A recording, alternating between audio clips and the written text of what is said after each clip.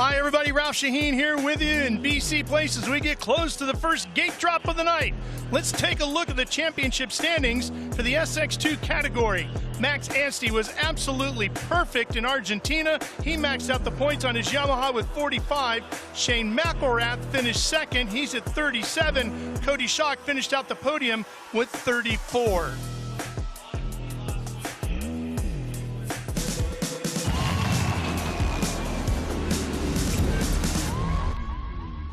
All right, here we go. That's BC Place right there in beautiful Vancouver, Canada, as we get set for the first race of the night, an 8-lap sprint for the SX2 category at the Canadian GP. This is race one of what will be 3 for them.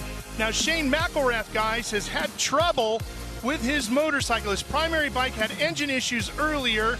They were trying to get the backup going. That's having electrical issues. You could see he would have been in gate 5. All right, here we go, getting close. You see the countdown. All week, these racers have been grinding in their brains, twisting over what they could have done differently in Buenos Aires at the season opener. Only the 2 winners walked away satisfied with their performance, but even they know that Vancouver presents a whole different set of challenges. If they want to be crowned world champ at the end of the season, challenge number 1 in Canada is coming up. Challenge number 1.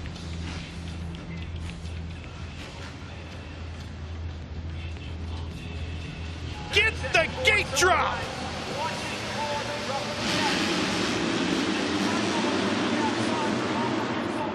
Here we go, into the first corner, Corpay corner. Through Corpay corner and coming straight at you, it's 99 of Anstey right out front. The man who's leading the points was perfect in Argentina, and he's starting off great here tonight, Jeff. Yeah, Anstey is so fired up. That looks like Kyle Peters and Robbie Wageman second and third. Wageman right behind them there. Did not have a great night in Argentina, Daniel, but Wageman looking pretty good here early on. Yeah, great start. Get up with that lead pack where the environment is absolutely different. And Jeff, how about the track? This is the best we've seen it since we arrived on Thursday. Well, this is the best that it's going to be all night long. Lap 1 of the SX2. Shane McElrath back in 7th. They got the quad lock Honda running, got him on the gate. Mid-pack start. It's going to take more than that to beat the number 99 of Max Anstey. Anstey with a great run through the woods. There's the 69 of Cody Schock coming up through the field quickly.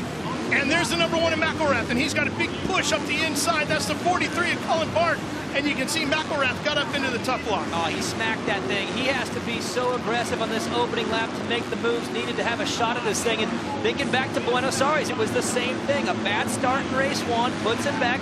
He was able to overcome that and get himself up to 2nd overall, but this is not what you want to do early in the night, early in the championship. He's going to have a great couple laps here to get up with that front group. 10 points up for grabs if you can win race number 1, which is just an 8-lap sprint race, Jeff. So McElrath back in 8th. One of the riders directly in front of him is Cullen Park, Moto Concepts Honda, the number 43. He was so good at round 1. He did not get the start he needed right now. He's already made some moves. He's up to 6th as Peters goes back to 7th. Keep an eye on the 43, top of your screen there. The white bike, he is going to, the speed he has the ability to work himself onto a podium position in this race 1. We're almost halfway through this one. Park sits back in 6th, the 24-year-old rider out of Florida.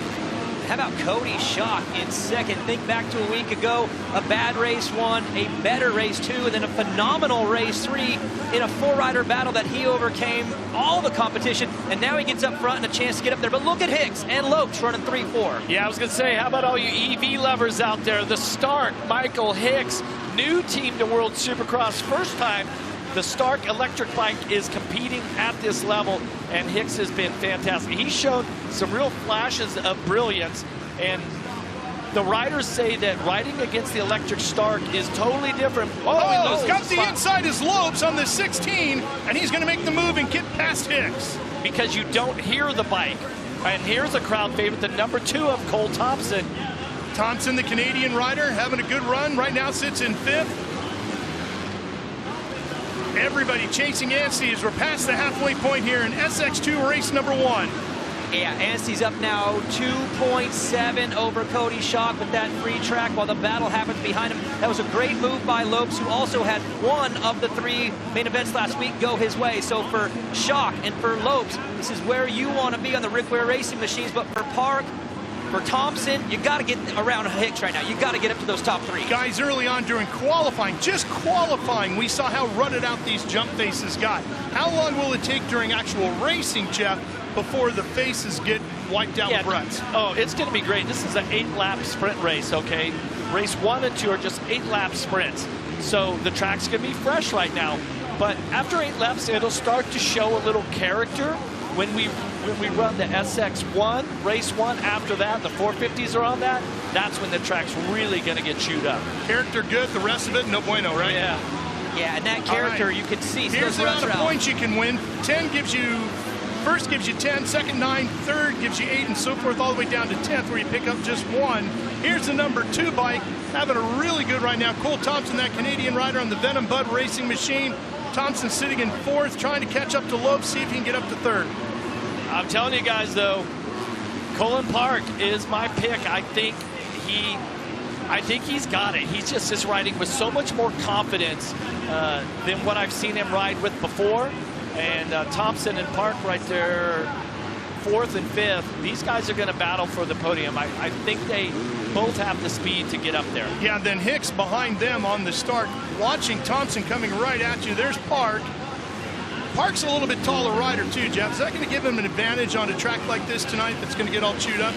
It could, definitely, especially when you're skimming the whoops. You can move your weight around a little bit more. He's all over Thompson. Yeah, he's closing in a hurry. Here they come over the finish line jump. Where will Park try to get around Thompson? Do you see anywhere on the track, Daniel, where he has an advantage? Yeah, a couple spots, and that's what's cool about this track is you see different line choices. Thompson being a little bit tighter on some insides, Park trying to work the outsides, and we saw that in qualifying in Superpole. These guys are taking all kinds of different rhythm combos, left and right in the whoops, some jumping, some blitzing. There's that different line right there. And that's what's great about this opening moto. Not everything is developed just yet. You can swing wide, try different options, and they're doing that now. Watching Anstey in the upper left, we're coming up to just the last lap here, scheduled only for 8. Look at Park going through the whoops here. That could be a spot where he makes something happen. We go back to the race leader, Max Anstey. Here he comes towards the finish line jump. It'll be 1 to go for Max Anstey.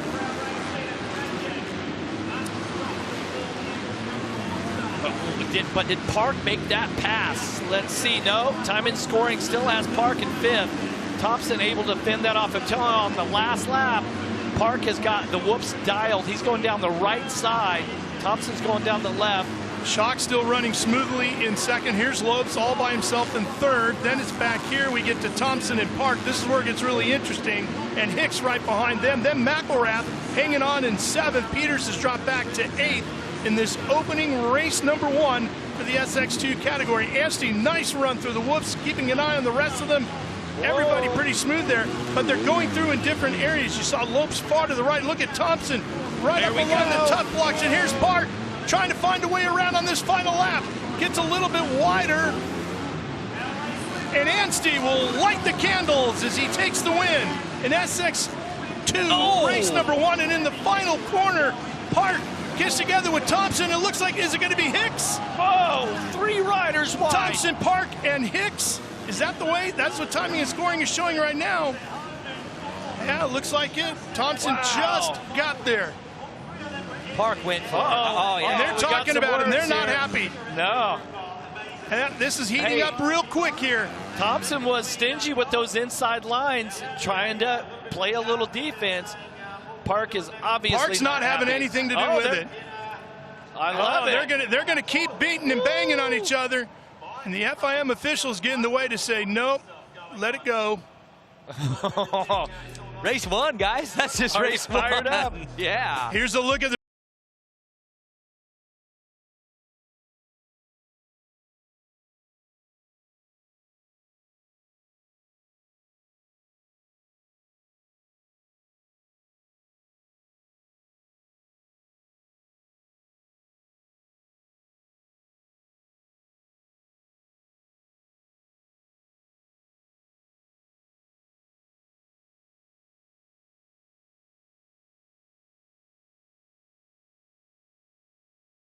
On another level this year, 4 for 4 on the season. What is the point you're trying to prove? Is there a statement you're looking to make? Yeah, I mean, every lap go out and execute. It's just trying to be better than I was yesterday. And last year here, I made a few mistakes. So 1 down, I've got 2 more to go. I need to lock in and make sure I execute. Can't give it up to the whole Star Racing crew back at home in Cairo, Georgia, for making this happen with Team GSM here, the collaboration, being a part of this and coming to 5 different continents, 5 different places, all these races, racing in different, South America last week and now here in Vancouver. It's awesome. I love the fans. I'm here to do my job, and let's go out and do it 2 more times. Max, well done. And guys, what he's alluding to last year at this race, a 9th place finish in race 3 prevented him from the win. He's looking for it this weekend. Right now, Kristen, he doesn't know anything but the top step of the podium. That's the way his year has been. Every time he's been on the track in a race, Max Anstey's been first to the checkers. As this one got underway, he was first to Carpe turn number 1. And then the battle really heated up behind him. Anstey was perfect, as we've seen all year long. Cody Schock chased him as hard as he could, ended up second. Back here is where the battle was. Lopes would eventually get around here to get 3rd. But watch Thompson here on the 2, Park on the 43, and Hicks as well on the 460. They would go at it, these 3, all the way to the very last corner in this opening race, where things got really heated up as they got together. You can see it in the background as Anstey comes over the checkered flag. What a raid to start the night.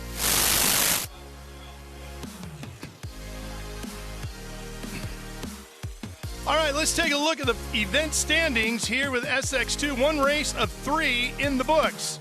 Anstey, Schock, Lopes, Thompson, Park, and Hicks. They're going to be fun to watch all night long.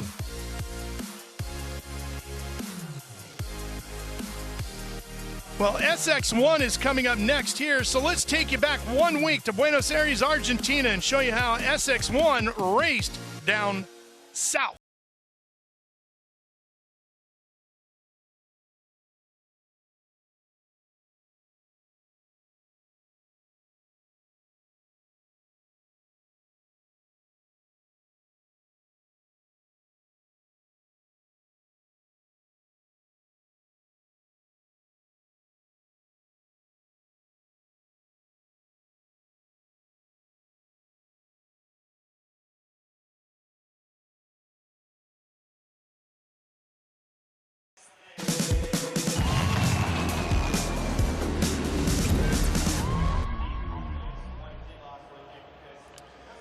All right, getting ready to go here. Good crowd on hand here tonight. BC Place. Fantastic. Biggest crowd I've ever seen for a Supercross here, I think. Yeah, absolutely fantastic. And they're just so excited to have Supercross here in Canada, and lots of motorcycle racers, lots of outdoor people. But tonight we are inside of BC Place. And is this an incredible stadium or what? You guys agree? Like, amazing this place is really cool. Yeah, it's where they had the opening and closing ceremonies for the Olympics when they were held here. I think we got some Eli Tomac fans in the stands right now. Oh, there's a shirt right there. The little one had it on. Have to imagine there's a lot of Eli Tomac Honda shirts, Cowie shirts, Yamaha shirts, but it's time for some KTM shirts as we get to see Eli make his debut. And boys, he was really good in qualifying, but Justin Cooper beat him in the Super Pole. Ken Roczen and Eli Tomac getting a lot of the hype coming in, but Justin Cooper, how about that? Yeah, he looked great, and when he won the Super Bowl, he looked like he did it pretty easy. It was so fluid and smooth, and didn't make any mistakes, and didn't try to override the track on his way to winning Super Bowl. Here's how they're going to line up in their gates as we get ready for SX1 race number 1. Jason Anderson will be in gate 1. Politelli. You see Roczen's going to be in gate 5. Jorge Zaragoza is going to be in gate 6 with Stark. There's Eli. He's in gate 8, Cooper in gate 9. What do you guys think of that? So gate 1 would be the riders left. If we get a long shot where you're looking at the front of the riders, it'll be on your right. So gate 1 is the inside. Gate 15, 16 is going to be on the outside. Yeah, and Eli's in gate 8. That puts him further out than you would typically think the top guys would go for. But That's been a trend of his over the last few seasons. He likes to get out there and let the bike kind of eat into the first corner, but he's going to have Justin Cooper to his right, which that could be tricky because Justin Cooper is an incredible starter. Well, I spoke to Max Anstey just before we came on air, and I asked him where he was going to start. And he said, yeah, I'm going to start in the middle, close to the box, and that seems to be the idea, even though I think the inside gate is equally as good, like the far left, right? Rider's left. It's just a straight shot, but Max Anstey showed us that if you get out there, you can just sweep around the first turn and carry your momentum. This is the rhythm section just coming out of the first turn. Oh, no, sorry, this is end of the stadium. 3 minutes to the gate drop here for race number 1 for SX1. So Tomac looked like he was going to make a massive statement here in Super Pole, but then Cooper takes that away. How important is it for him to come in here and steal the night away from Roczen?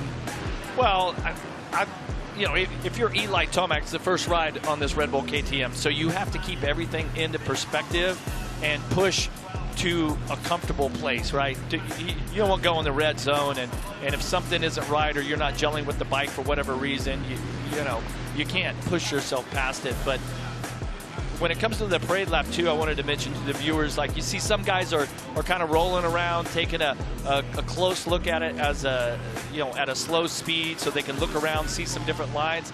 I was a rider that I always wanted to take off last, let everybody go, and then I go at it like it's a hot lap, because I wanted to get my heart rate up and I wanted to feel the track at race pace. And I like that model too, because it's a sight lap, and for me, Jeff, it's all about the sight. Get your eyes warmed up, get your blood flowing, see the track at race pace, and there's different methods for everybody, but I like what you did. That's what I used to do as well. And one thing that is interesting about World Supercross also is that the rider's mechanic would typically go up to the starting line. You see some of the riders have what we call starting blocks, so they're little risers to put your feet on.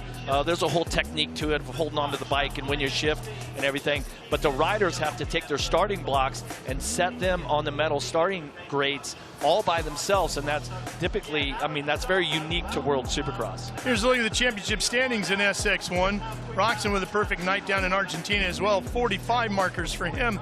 Christian Craig, 14 points back in second, then Jason Anderson in third. And you see Matt Moss, the Australian, in seventh. I believe he's got an injury that he's dealing with. Yeah, he re-aggravated a pelvic injury. Pelvic injury, and he's out for the night. Tough break for Matt. Hopefully he'll be ready by the time we get back to his home country of Australia.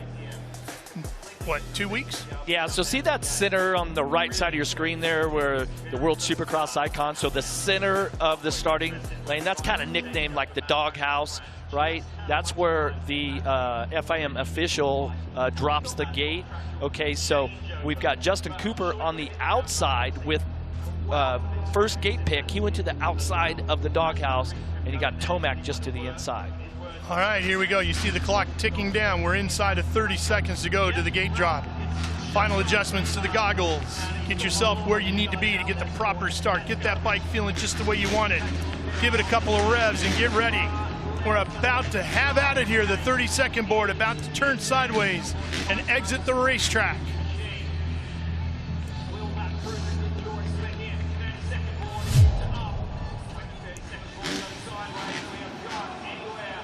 Tension starting to build. There goes the 30-second board. We're ready to go racing here in BC Place. Drop the gate.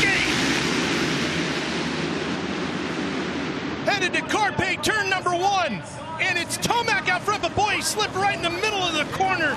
Everything broke away the rear end of the Red Bull KTM, and Anderson on the 21 comes up the inside to take away the lead. And that came from gate number 1, way inside, the safe gate, Jeff, but he pushed everybody wide, cut under, takes the lead. What a start for Hombre. Tomac back to second place as he fights hard to get there, but Vince Freezy got a tremendous start. He's in front of Tomac now, just by a hair on that start. So it's the start versus the KTM as they come at you here. And there's Justin Cooper, the 32 on the Yamaha, the wild card for this event, has made his way past Freezy also, and Christian Craig's in there. Watching Tomac on that Red Bull KTM, Cooper right behind him now. Here's Anderson blasting through the whoops. Where's the start? There it is.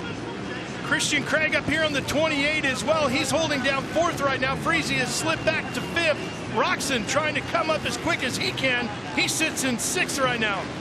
Well, and for Ken Roczen, Jeff, the sweep, the perfection, everything going your way, well, he's being challenged right now. He's going to have to be his very best in a quick race and go through Craig and Cooper and Tomac and Jason Anderson, who is taking off with a 1.6-second lead.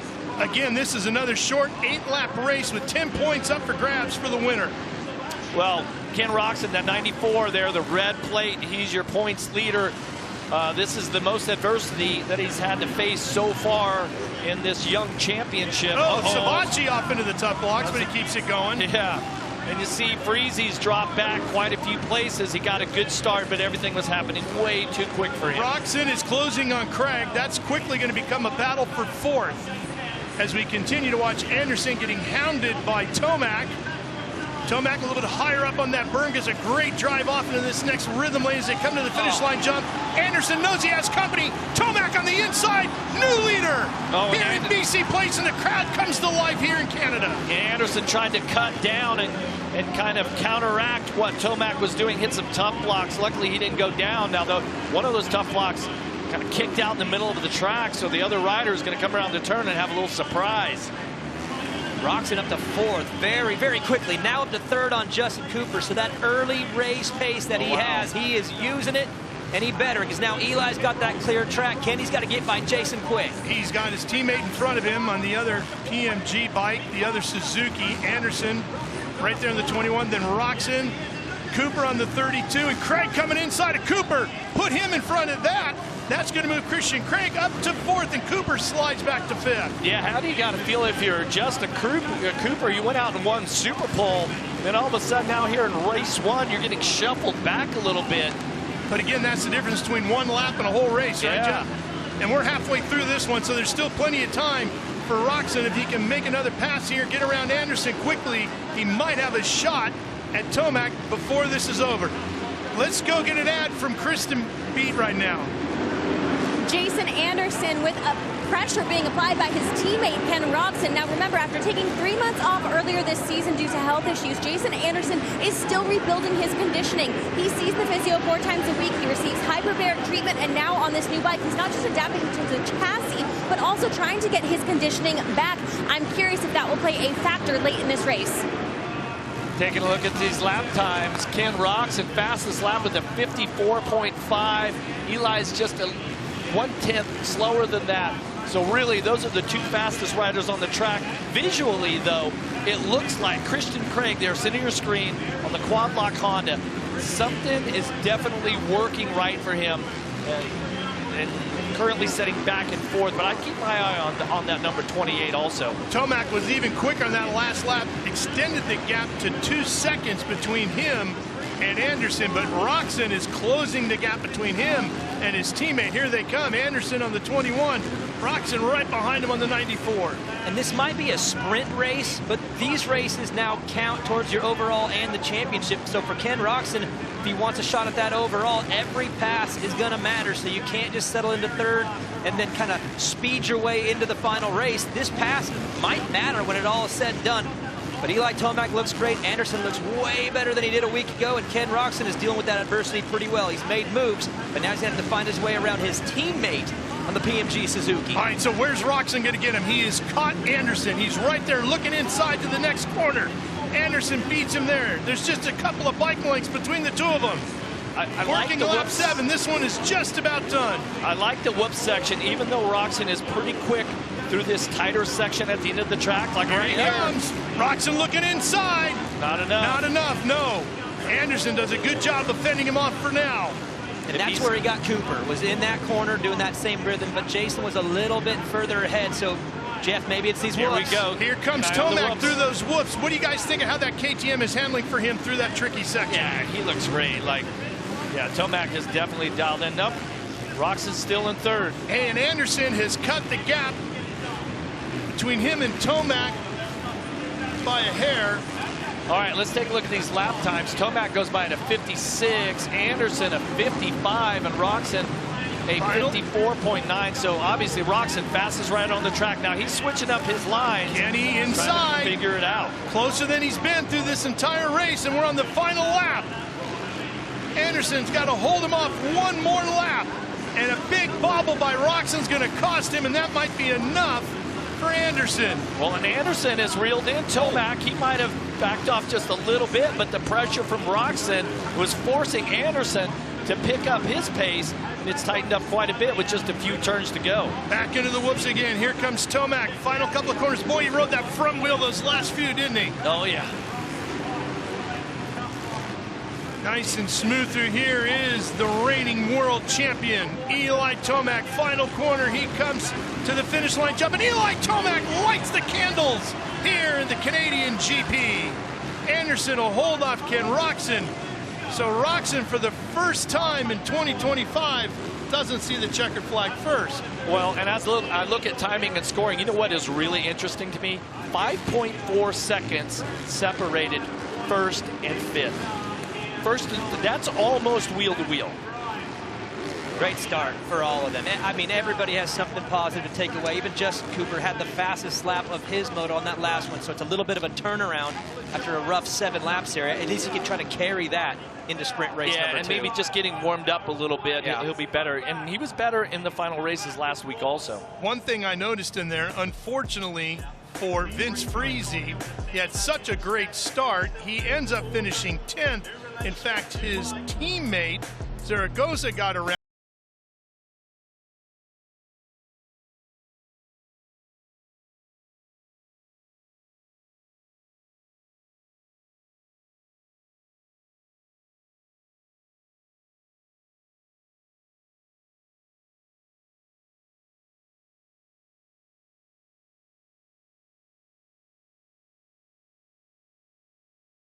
Eli Tomac with his first win on the Red Bull KTM. Will you sleep any easier tonight knowing that you signed a deal that will allow you to race competitively this season? Hey, we're off to the right start, I'll tell you that. So I was really happy with my start there. Probably should have done a triple in that first lane. I would have put myself up in the lead maybe earlier. But anyway, was able to make a good pass early on. And I was pushing. So if I want to clean up a little bit my next moto, but overall, what a great start for us. What were your instincts telling you about that race? I was just trying to attack and get to the front. That's all it was. And I was having a ton of fun doing it. Of course, I missed 1 or 2 rhythm lanes. Was trying some like crazy quad over thing too before the finish line. But overall, just having a good time on my motorcycle right now. It looked like it, Eli. Congratulations. First race win of the night.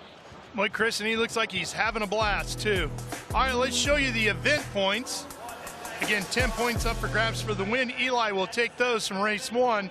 It goes 1 point down from there for every position down to the top 10. So Anderson gets 9, Roczen gets 8, and we will get ready for the second races of the night.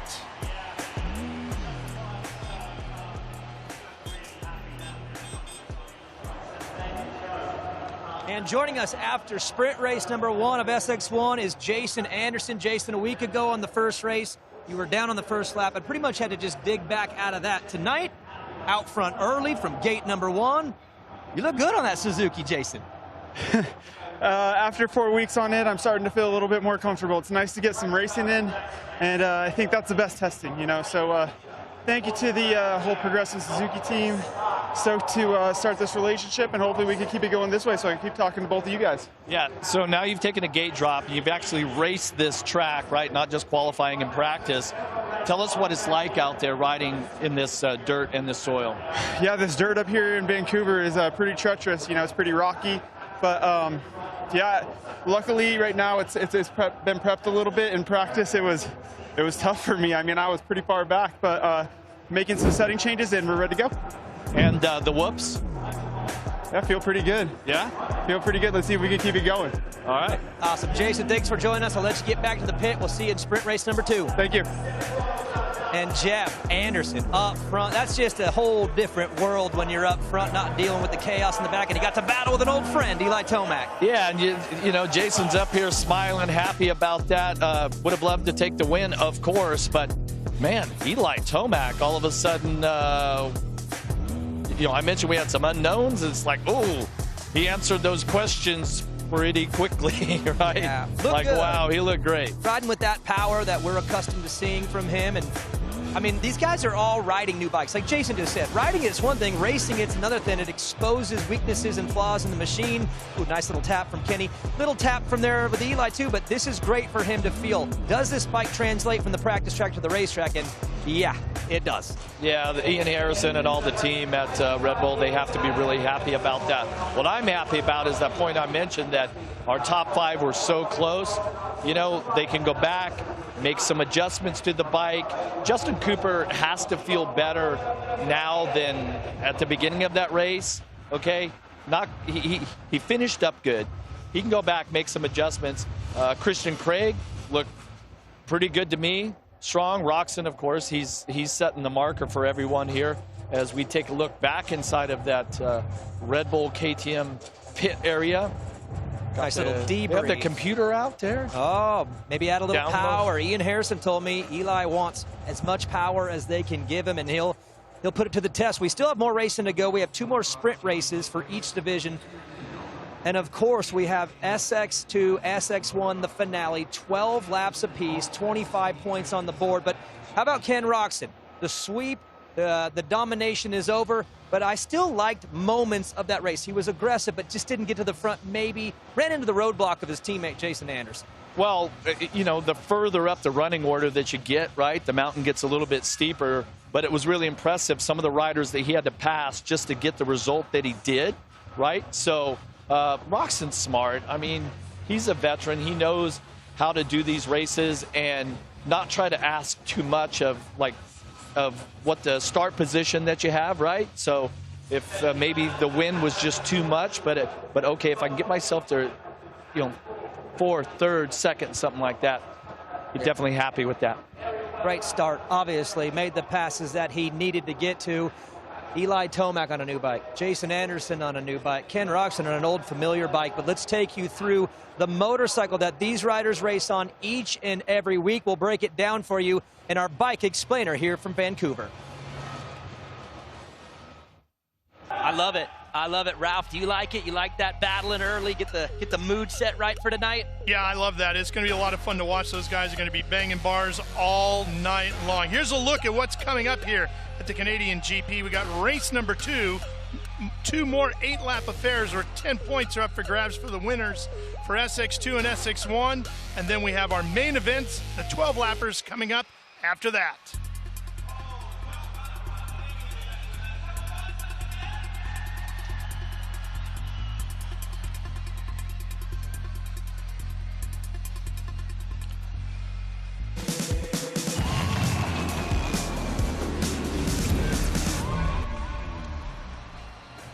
All right, the fans are ready for another gate drop. I hope you folks watching are as well. We are getting ready for SX2 race number 2. They're going to be loading those bikes into the gate here in just a minute, doing a little bit of track maintenance out there as well, trying to do their best to keep this track as smooth as they can. Jeff, one of the things I wanted to ask you, we heard from Colin there about, he said I'm not really focusing on him. How do you not focus on him? Well, because he feels like he believes, I mean, you know, he wants to be racing for the win, and Cole Thompson was not the winner, right? I understand that. My thought, though, is it's natural, right, to be frustrated and mad at that guy. Oh, 100%. I mean, how do you get yourself to put that out of your brain? Yeah, he's just looking past Cole Thompson at this point. And so what that tells me is that Colin Park believes that he's a podium guy.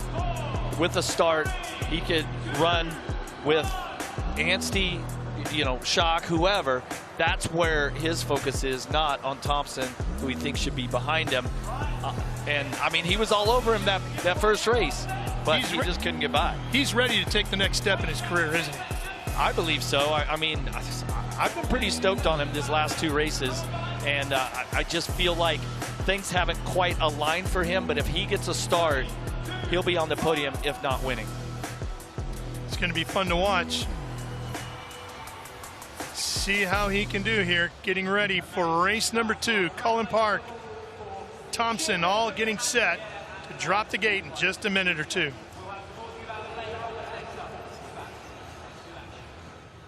Shane McElrath, battling adversity on the backup bike in race 1 with a stock motor. How were you able to mentally overcome that challenge and find yourself here in race 2? We got a job to do. We got to press on. The Quad Lock Honda team, they've been busting their butts. With this schedule, we don't have a lot of time, so we've been fighting the clock, but Lord willing, we're back. And back on the A bike, a bike that he's far more comfortable with, that is set up and adjusted for these conditions. Guys, what a wild ride for Shane McElrath in Vancouver. Daniel, he comes in as the reigning world champion. That's why he's got that #1 plate there. He's right in the thick of the points chase, right behind Anstey as we left South America.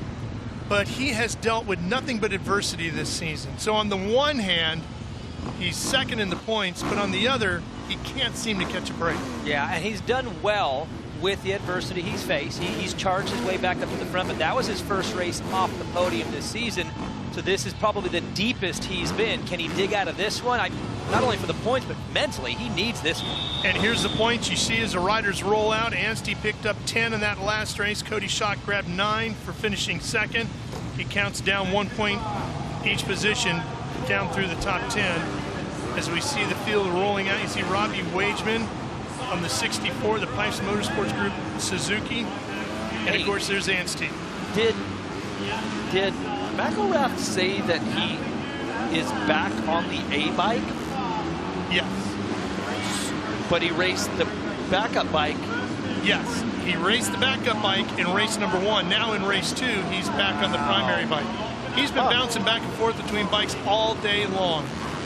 Yeah, that's a difficult thing, and I believe he said that the B bike just has a stock engine. Yeah. And they thought they were having an electrical problem with that bike, so it was crazy they were even able to get the thing figured out. At the same time they were dealing with that, they were trying to fix the primary bike at the same time, which was having a motor issue. So those poor guys back there on that crew have been working hard getting those bikes ready. And as good a job as McElrath has been doing, let's give a tip of the visor to the crew back there, because they've been doing an outstanding job trying to get the bike ready for him to go racing. And that's what I really like about that interview. And that's a class act right there, Ralph. If you want to make an example to the rest of the racers, the young kids in the sport, give credit to your team when they're doing the very best they can for you. That's a classy man right there, Shane McElrath. Well, as we take a look at the lineups, which gate we have McElrath in gate 5.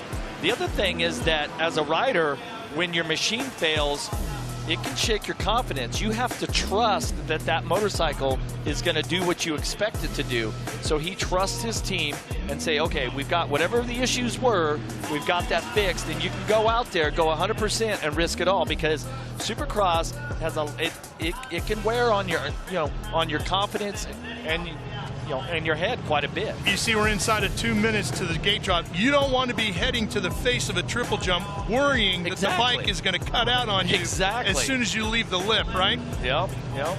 That could be a real problem. There's Wageman, 64. He's real happy to get to Canada because he didn't have to ride a horse again. A little safer for Robbie Wageman. We went and did that Gaucho experience down there in South America, and Robbie was, let's just say he's happy he doesn't have to ride a horse on a weekly basis. Yeah, and we should make mention of the number 20, Wilson Todd, Quad Lock Honda Racing. He's a fill-in rider. Yep. Here we are, down to just inside of a minute coming up here, and to that gate drop, you see everybody loaded in. You see the gates on the bottom where everybody is locked in. Do you think anybody has an advantage here now, guys? Well, I want to see if Cody Schock can get a better start. He had a tough one. That first one had to pass through a little bit, but honestly, my eyes are on Cole Thompson and Colin Park, not just because of what happened, but because they're both competitive podium guys. Okay, here's a little note from Kristen just moments ago. Colin Park roosted Cole Thompson on his way to the gate. So, yeah, he's put it out of his mind, Jeff. Yeah, he said, Ralph, he said it's he would. over. It's over. I'm not thinking about him at all. I'm just going to roost him a little bit here. Yeah, so look on the right side of your screen, the number 2. That's going to be Cole Thompson. Then you're going to go over 1, 2, 3, 4, 5, 6. The 43 is going to be Colin Park. Luckily, they're separated, and they're not lined up right next to each other. I get the feeling they've got a magnet that's going to pull the two of them together. Let's watch this. Here we go, folks. Getting ready for the gate drop here in Vancouver. Watch the 30-second board. She's going to walk off the racetrack. FIM official says we're ready to go. All right, fellas, get set. Gate drop in Vancouver. Who's going to be first at card pay turn number 1? It looks like Anstey right through the middle. He's going to get it, and he's already trying to put gap between him and Lopes on the 16, who got another good start. He's sitting in second. Great start for Lopes and for Schock in third. Schock trying to get inside of Lopes. He does. Cody Schock moves up to second. Yeah, and just behind the top 3 right there. Guess who's Fourth together? and fifth. Guess who's together? That magnet pulling them right there. Park and Thompson. Oh boy, here we go. Race number 2 at BC Place for SX2. About to get real spicy here. Cullen Park covered that. Thompson goes inside, but Cullen Park definitely played some good defense. But Thompson gets him early. Got it. Yeah, but can he stay there? He's just in front of him right now. Oh, it cuts across in front of him. Park's not going to like that. Maybe that's what Cullen Park was talking about through that rhythm section. Yeah. Oh, look at it. They come. Like through the whoops. It definitely looked like that Thompson changed up his line through there. So you would be upset about that as well, Jeff? Well, it seems like Park is, and he's peppering him here, trying to make his way past, but Thompson is super motivated also, and maybe that's what both riders needed, is to have this little personal battle between each other to sort of give them a little extra motivation. Well, let's keep an eye on it. This is that fight for fourth. These two have been going at it all throughout race number 1, and they're picking right up where they left off in race number 2 for SX2. Anstey, meanwhile, leading as we approach already the halfway point in this 8-lap event. There's Max right there. Yeah, 1.3, so a nice little lead. No real pressure. You can still probably hear a little engine behind you, so you got to respect second and third. But the way he's riding right now, Jeff, is just phenomenal. It's tight, no mistakes. And Schock and Enzo Lopes, look, they look great too. But Anstey's just a little bit quicker, probably in the whoop section. He's just inching away. Yeah, little by little, but both of those Arby's Ware racing bikes running second and third. I mean, they've been really impressive so far this championship. They're going to try to hang on to the final podium spots here. We're about halfway through this race. Park is starting to lose a little bit of ground to Thompson. Thompson was jumping through the whoops, and Park was trying to blitz through them. I don't know if that's making that much of a difference, but it did on that last lap. And it's ironic, you've got Peters and Hicks right here on your screen. Two riders that have raced quite a bit together in what's called arena cross, so a smaller version of this in the United States. These two guys have gone head to head, and now here they are stuck together like Velcro, just like Parks and Thompson. Yeah, Hicks really having to wrestle that start through the whoops there, the electric bike. Meanwhile, Anstey continues to lead, Schock Lopes, and then it's still Thompson just in front of Park, fighting over fourth. Now we watch that battle here again. It was a great lap for Schock, 56.0. He caught half a second on the Anstey, so he's closing back up, only down 1.6. But these two in the exact same position they were last race. Parks lost a little bit. Thompson's got these great defensive lines, a lot of insides. He's playing really good defense, and that's probably what's frustrating Park too, is he can't really make a run on him anywhere except for the whoops, but Thompson jumping 3.33 right in front of him. Yeah, but look how tight the top 5 is right now. They're only separated by 4.8 seconds. I mean, we thought Anstey was going to check out last time around. Schock had the fastest lap. Lopes was the second fastest.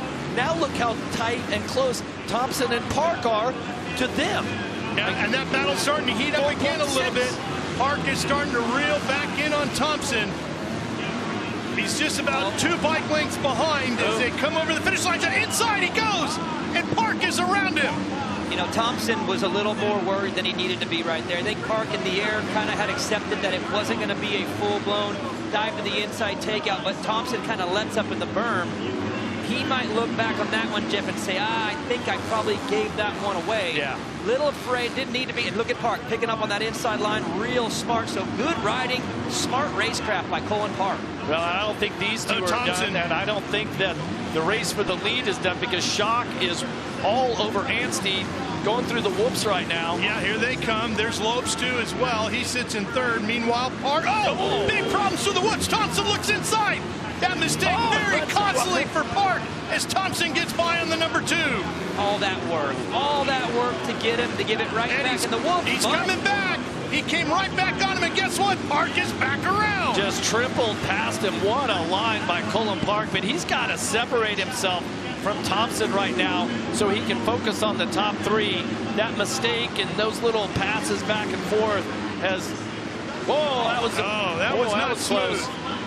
Yeah, it's he's not riding real smooth, and that keeps giving Thompson an opportunity to get back at him as we approach the final lap here. Yeah, and look at the gap now between Lopes and Park is huge. And the gap between Anstey and Schock is to a second, so Cody Schock nipping away while the action's here. Peters and Hicks staying in this battle too because of their back and forth. Bunched up a little bit there at 4. They're holding 6th and 7th, Peters and Hicks. Still Anstey, Schock, Lopes out front, 1, 2, 3. Park and Thompson still squabbling over 4th, and Peters and Hicks trying to settle who's going to get 6th. On to the final lap now.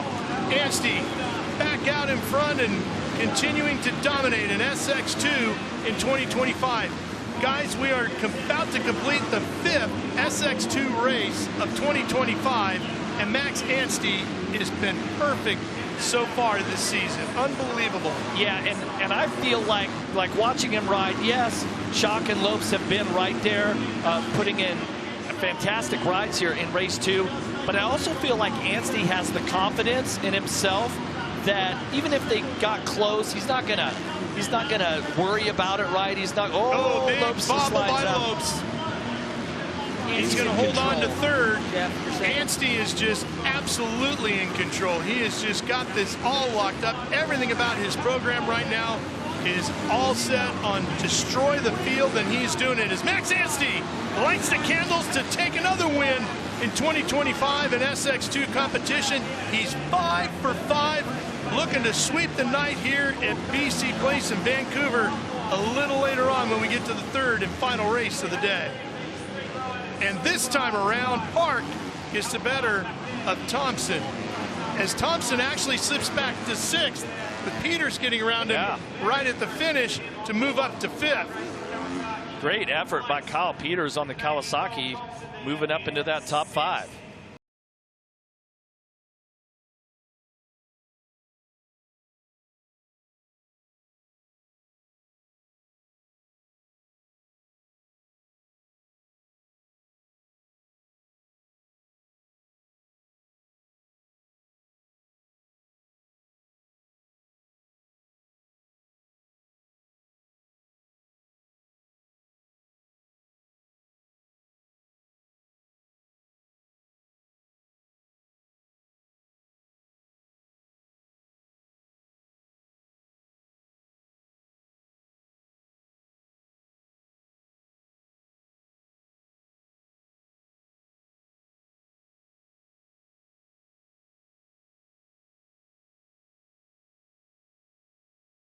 Now, Max, at what point during that race do you become conscious of Cody Schock's advance?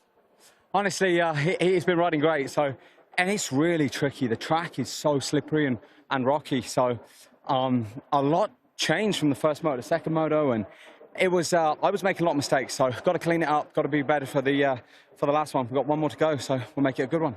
You seem more physically exerted after this race than I've seen you all season. Was it that physically challenging? No, I was just really sick all week. I lost my voice as well, so I'm lucky to be able to talk all right today. But it's what it is. Got to deal with the situation and make the best of it. We've come here to do our job, and that's what I'm here to do. Max, well done, 5 for 5, as Ralph said. But guys, there is a bug going around the paddock. Quite a few of the riders suffering from those illnesses. And I am with Cody Schock, second on the race, back-to-back seconds. Really good laps there mid-race. You made a run at him, got to 1 second, then lost a bit. Where's the speed coming from? Where are the mistakes coming from? How can we be better in race 3 and get that Max Anstey? Dude's good. I can't lie. I just definitely have to be better on the left side of the finish. And it all starts from the whoops. Max really good in the whoops and pumping this rhythm. And I'm pretty good on the other half of the track. So I just have to figure out the whoops. I mean, I'm hitting them okay, but it just needs to be better. This was better. Yes. Better start in the second one, got up front. Enzo Lopes, your teammate, gets up the inside, but you were able to get to second early. In the whoop section, there's guys blitzing, there's guys jumping. You a few times blitz, dropped in, 3'd out. Did that end up working for you? Was that just kind of in the moment? Can that be used in the third race? Yeah, I think it'll definitely be used in the third race. It was something I scoped out on the sight lap. The pockets in the whoop section towards the end are starting to fill up, so the jump line is definitely coming. But yeah, I got to figure out how to get this bike to plant a little bit better. I think it's more so me. I just got to drop the heels and be better in that department. But I just got to be patient and keep riding like me. And I come off the track with a smile on my face. I just want to get that win so bad. Well, this is better than Buenos Aires. We had to dig out of a hole there. At least we're starting from a better place. A two, one to go. Can we go one in the last one? That's always the plan. That's the plan. The plan, and we're going to try to do it. Cody Schott, great racing. Thank you. The track itself, how is it now? It's tough in qualifying and practice. They are doing some work on it, so it seems to be getting better, but it goes right back to the ruts. Is it raceable? Okay, if you get up there with ANC, can we battle back and forth? Can we race on this track? Yeah, you definitely can race. This track is honestly a lot of fun. The finish line is nice. Excuse me. It reminds me of Perth last year, just some of the booters. But this layout, Worlds definitely crushed it on this layout. I feel like a lot of us riders are having a blast, and it's not just a fun track, it's a raceable track. So, yeah, it's going to get gnarly. The track is getting worse each lap, and it's all about limiting your mistakes. It's not all about the speed. Last week you mentioned that you were being challenged, which you were. You overcame those challenges. Talk me through just the change in you as a person and where you are now from where you were maybe a year ago. Yeah, I'm trying to see the positive in everything. The human mind naturally wants to think negative, and you got to put all that stuff in the past and move forward. So for me, 200 feet at a time, one lap at a time, and when you just tell yourself one more lap at a time, 12 laps goes by pretty quick. All right, well, I'm going to let you move forward to race 3. Thank you, Cody Schott. Thank you.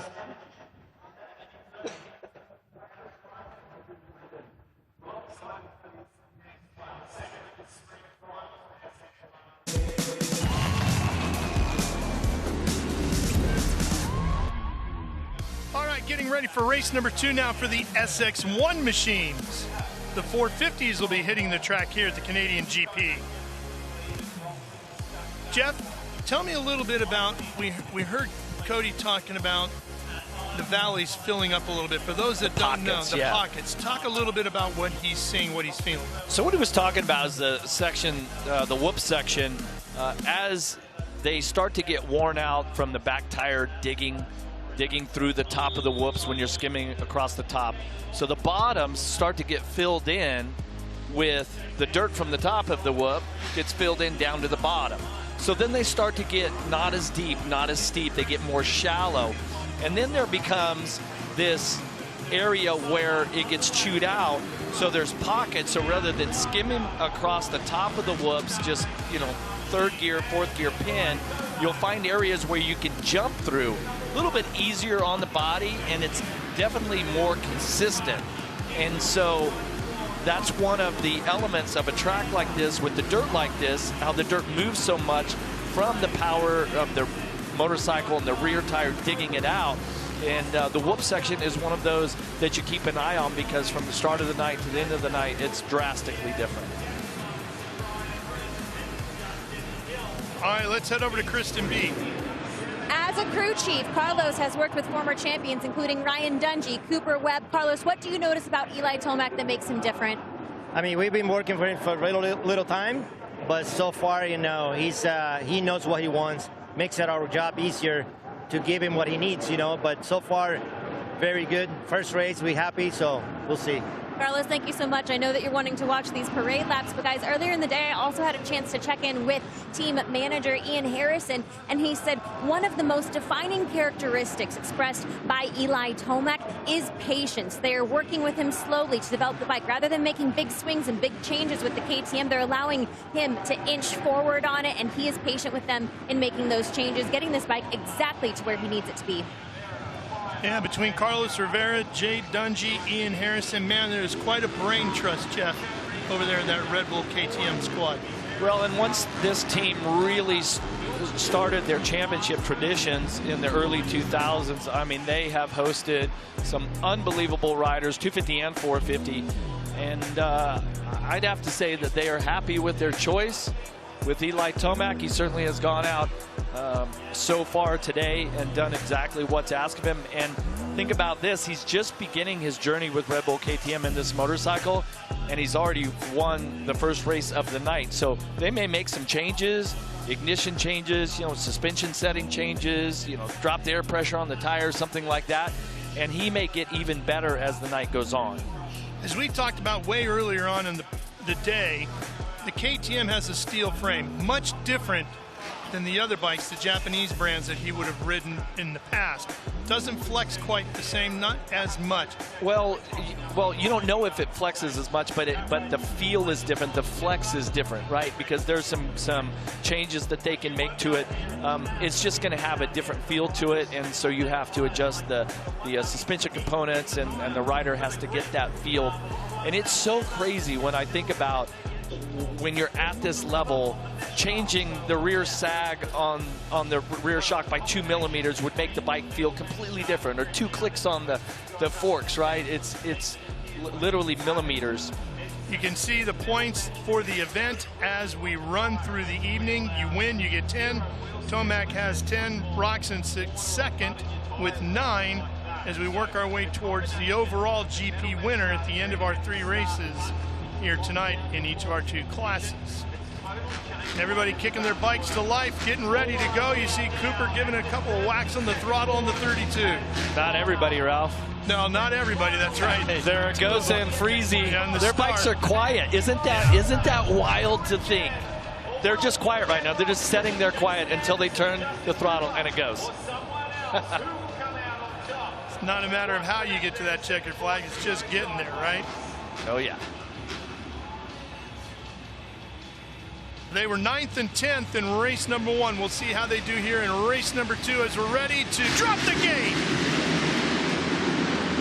Carpe, turn number 1. Who's going to get there first? It's not going to be Tomac. It's Cooper on the 32 right to the front of the field. And then it's Roczen and Tomac bar to bar. And some of the riders on the inside of the first turn were so far inside they went over the berm right there at the bottom of your screen. That was wild. Yeah, kicking dirt right up into our laps. Here's Roczen trying to push the pressure on Cooper, but he got a little loose in that corner, and he's going to have to follow him through this rhythm lane. Meanwhile, look at Anderson putting the heat on the backside of Tomac. Boy, Jason Anderson has come alive here tonight. This is what we wanted to see. The Tomac-Roczen battlery, the rivalry that's been around for a decade and a half. But it's Justin Cooper who was the fastest in Super Pole, picked it up late in race 1. Jeff, can he continue that momentum into this one? Because he had some slow laps early, but this is a great start to race 2. You see Cooper jumping through the whoops and Roczen taking more of the traditional hitting every one line through there. Here he comes, chasing him, looking to the inside. Cooper can sense he's there. Roczen is about a bike length behind. Now he's right up alongside of him. Watch him go inside. He's going to cut under. He's going to cut back. He tries. Not enough. Cooper gets a great drive out of the corner, and the 32 hangs on to the lead. But guess who's coming along for the ride? That number 1 Red Bull KTM at Tomac. Closing in on the backside of Roczen. It's going to be a 3-rider fight for the lead here. Here we go. Roczen's got the inside. He's going to triple in there and block out. Roczen goes high. No, it's going to be Cooper on the high side. Roczen to the inside. Still not going to put Cooper away. Nice job, Justin Cooper. He actually gets a foot off the peg, though. And he tripled in, staying low, but it's inside. over. New leader here in Vancouver. It's Ken Roczen out front of the 94. He was perfect in Argentina, trying to get a win here in Canada. And look at the flow that the number 1, the reigning champ, Eli Tomac, he is right there on the back tire. Cooper looks over his shoulder, sees him there. The heat is on for Cooper. Roczen already pulling away. Tomac wants to get up there and fight with that Suzuki. He's got to dispose of the 32 first, and he does so right there. Wow. All right, here we go.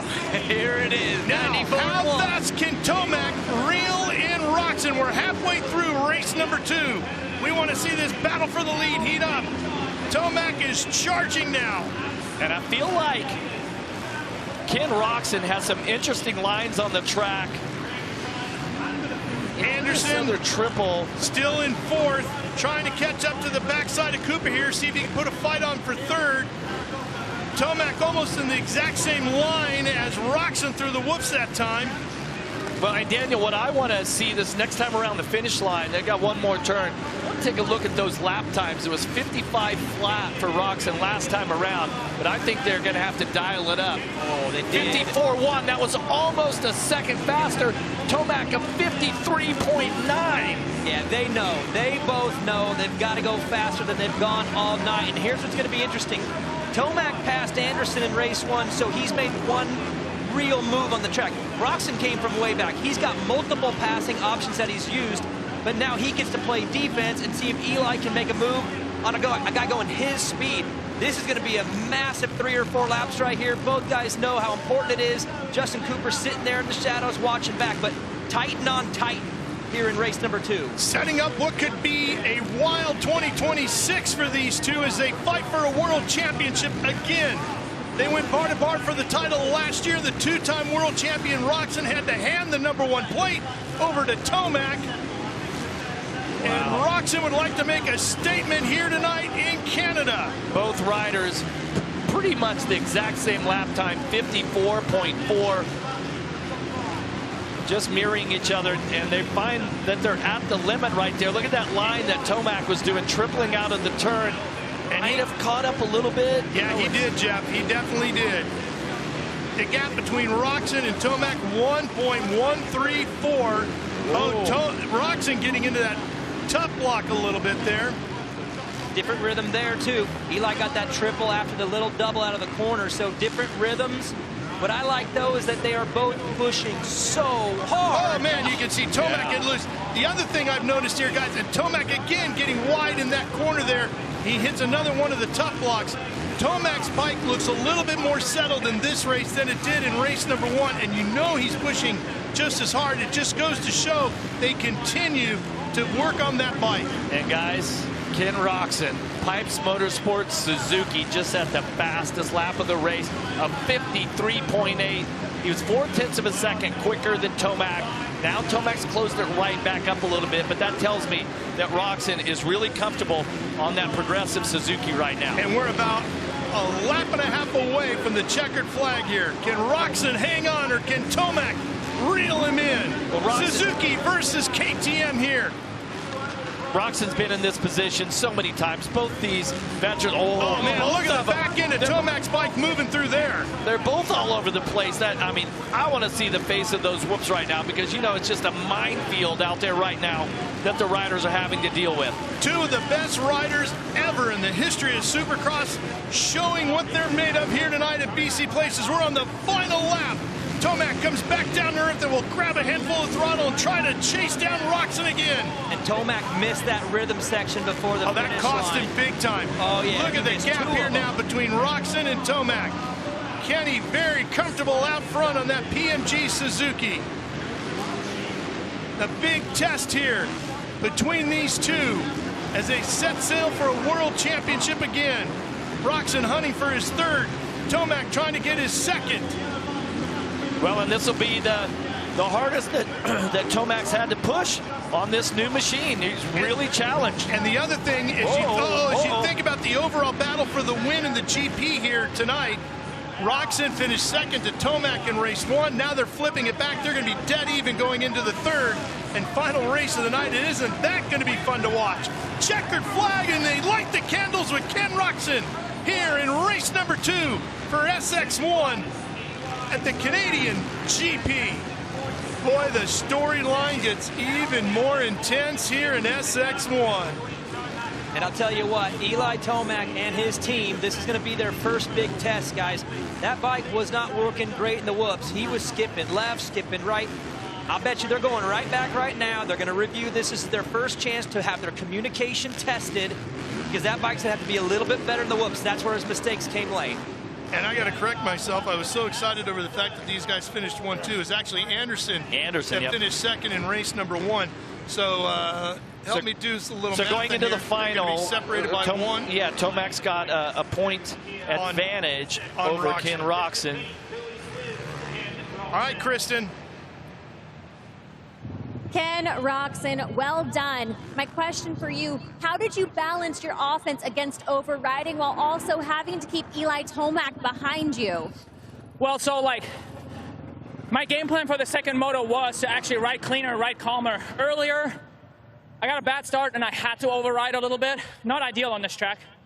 Very slippery, so rocky. Like, overall, these are probably my least favorite conditions, like, ever.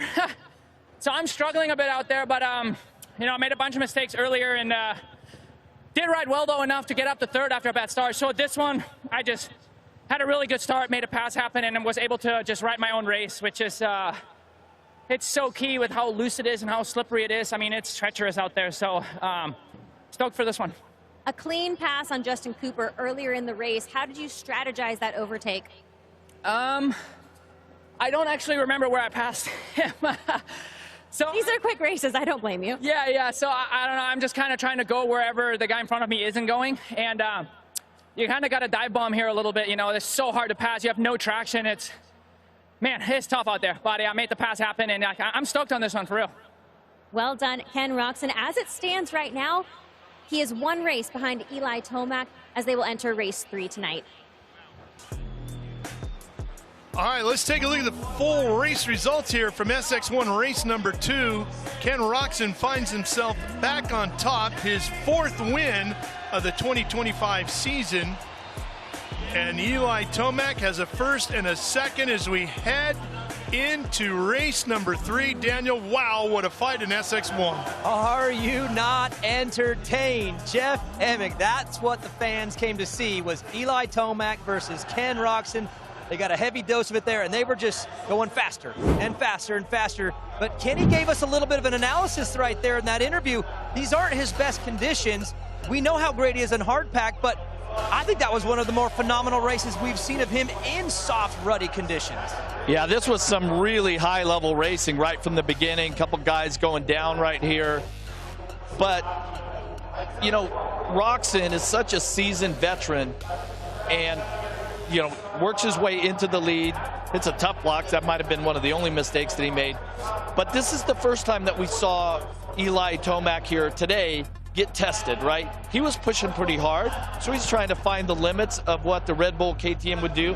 But these guys were absolutely flying.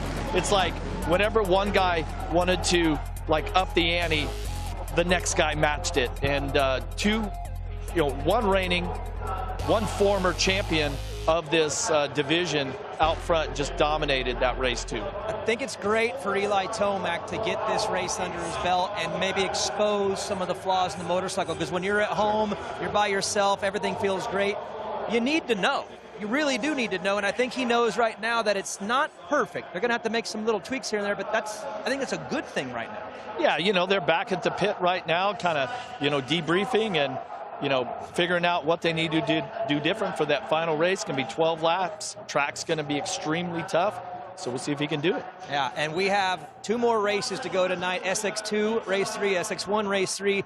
And this championship, a 5-country, 5-continent championship, is just getting going. 1 down, and we're halfway through the second.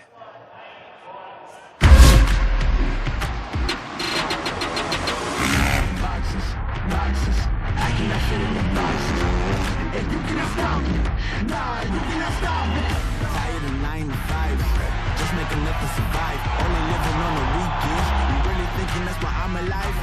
This life it continues with fighting me. Don't quit inside of me. Stop a flow, make a living break. Confessions over these 808s. Don't sleep on the key, better stay away. I'ma be the best. Came from the endless. I ain't with the games, bitch, you with the chest. Be beating on my chest, trying to get my rest. Watch me while I flex.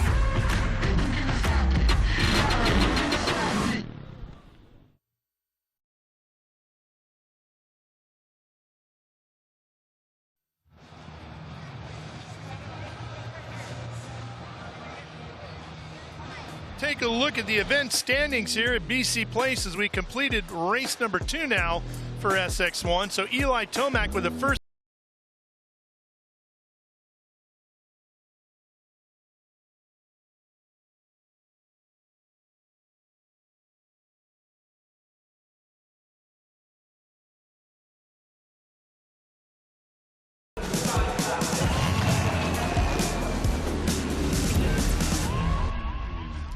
Well, it's time now to go for the big points and the overall victories here at the Canadian GP. We're ready for SX2 race number 3, which will be followed up by SX1 race number 3. And we'll find out who the overall winners are going to be here at the Canadian GP. Man, what a great night of racing we have had. Tremendous fights, not just for the lead, but inside the top 5, inside the top 10 here tonight. And all that tension is just ramping up to this final gate drop here in each of our 2 categories. You can see here we've got 3.5 minutes until the gate drop, and if you take a look, there's some of those areas on the track where the WSX track crew has gone out with the bulldozers. See the shiny spot on the takeoff right there?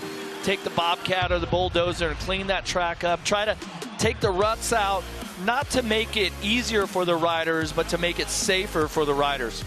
Okay, taking a look at our SX2 race 3 lineup, you see Cole Thompson's in gate 2. Wageman, Peters 3 and 4, working our way across. There's Colin Park over in 7, so there's about 5 gates between him and Thompson over there. Somehow they're going to find each other by the time they get to turn 1. I mean, you would think so. It'd be fine as long as they're finding each other in first and second. Yeah. Right? That's what you're racing for. And that was Park's comments earlier, is that, you know, he wants to be racing for the lead, not for 4th and 5th, as all riders do. But I personally think that if Park can get himself a better start, that a podium finish is definitely part of the program. Saw Noah Viney on the 39 going by, and Kyle Chisholm on the 11. Kyle's been kind of quiet tonight. Yeah, not his fastest weekend so far. He's a veteran of this sport. He's smart, putting together a long, awesome career if you look at his resume over the years. And these track conditions have been tough, and I would expect Kyle Chisholm to probably just be making great decisions, keeping it safe on a really difficult track. Points change up a little bit here in this main race. You get 25 for the win, 22 for second, and so forth on down through the field. See Anstey and Lopes right there. Man, could Anstey max out the points the first 2 GPs of the year? That would be something, wouldn't it? See Shock right there, he's spinning his rear tire, so the tire's gonna have a little bit of dirt on it, but you see there's this expanded metal starting pads, if you will, so he's gonna try to get that tire clean of any sort of debris so that it gets the maximum traction coming off of that metal start pad.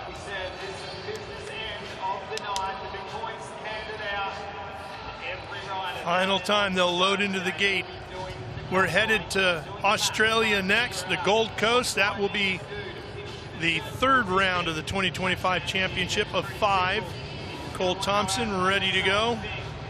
See Jordi Tixier there on the right, the Yamaha rider out of France. He's the one of the SX1 riders out there watching the start, getting a sneak peek. Now, I will say that there are 16 gates. We have 14 riders. So if you notice, there's a tough block in gate 1 and gate 16. That's why the inside gate with Cole Thompson was actually number 2 and not number 1.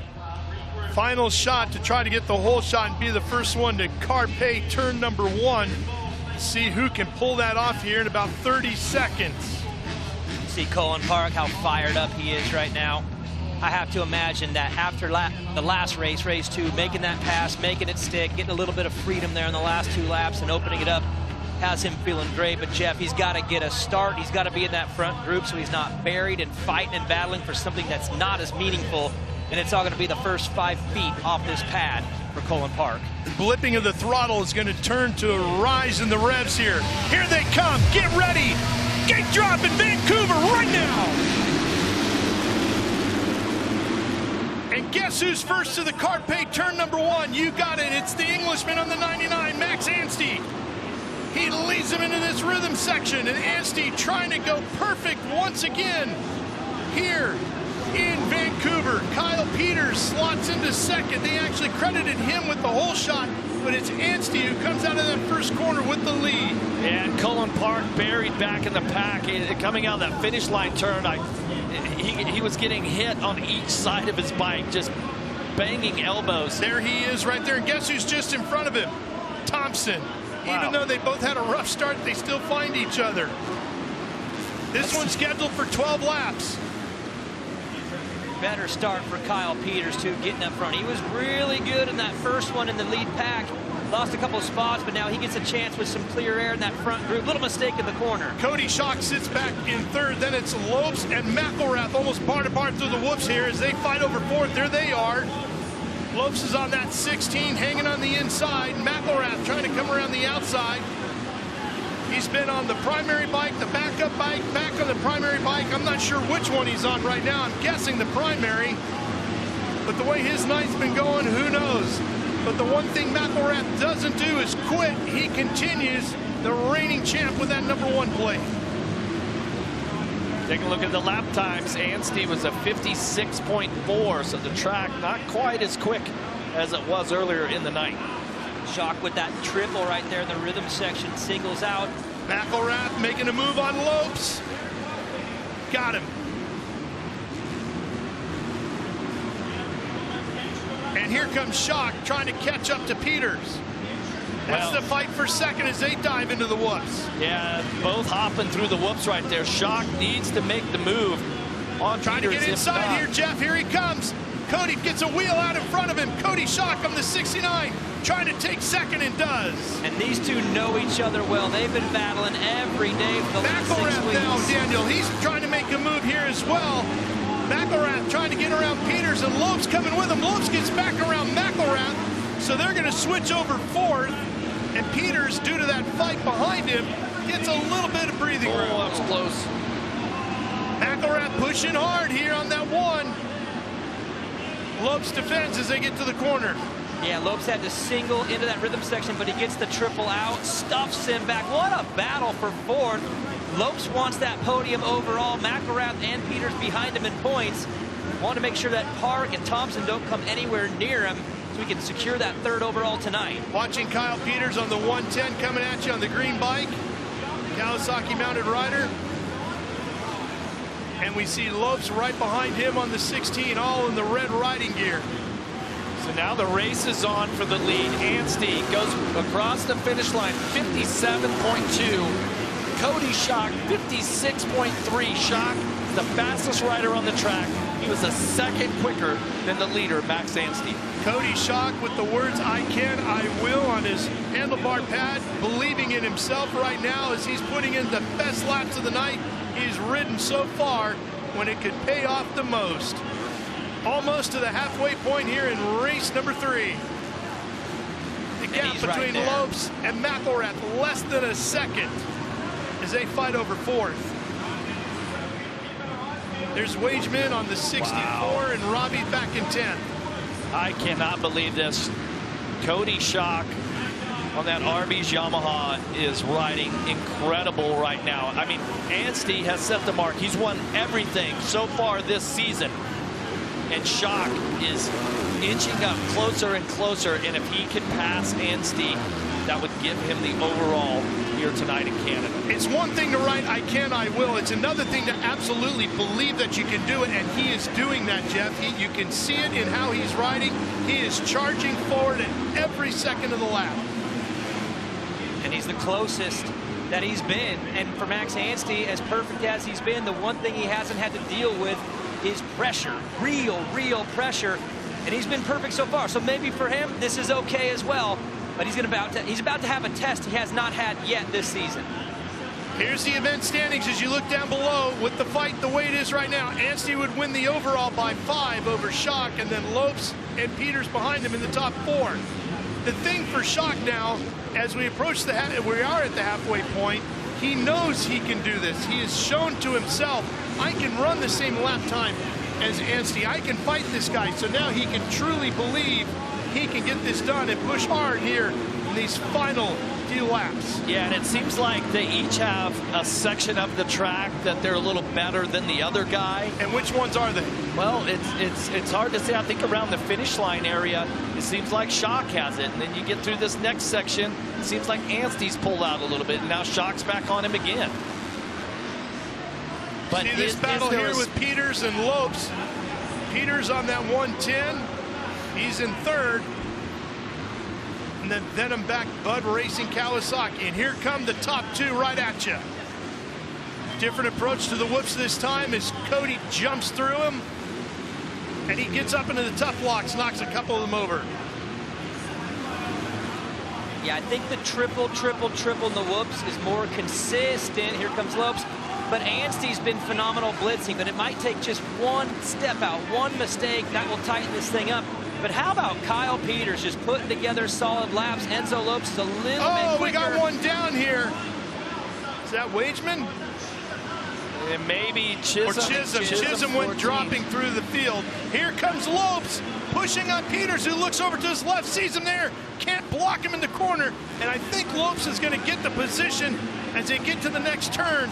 No, he goes too wide, and that opens the door back up for Peters, and then McElrath and Park come charging into the frame.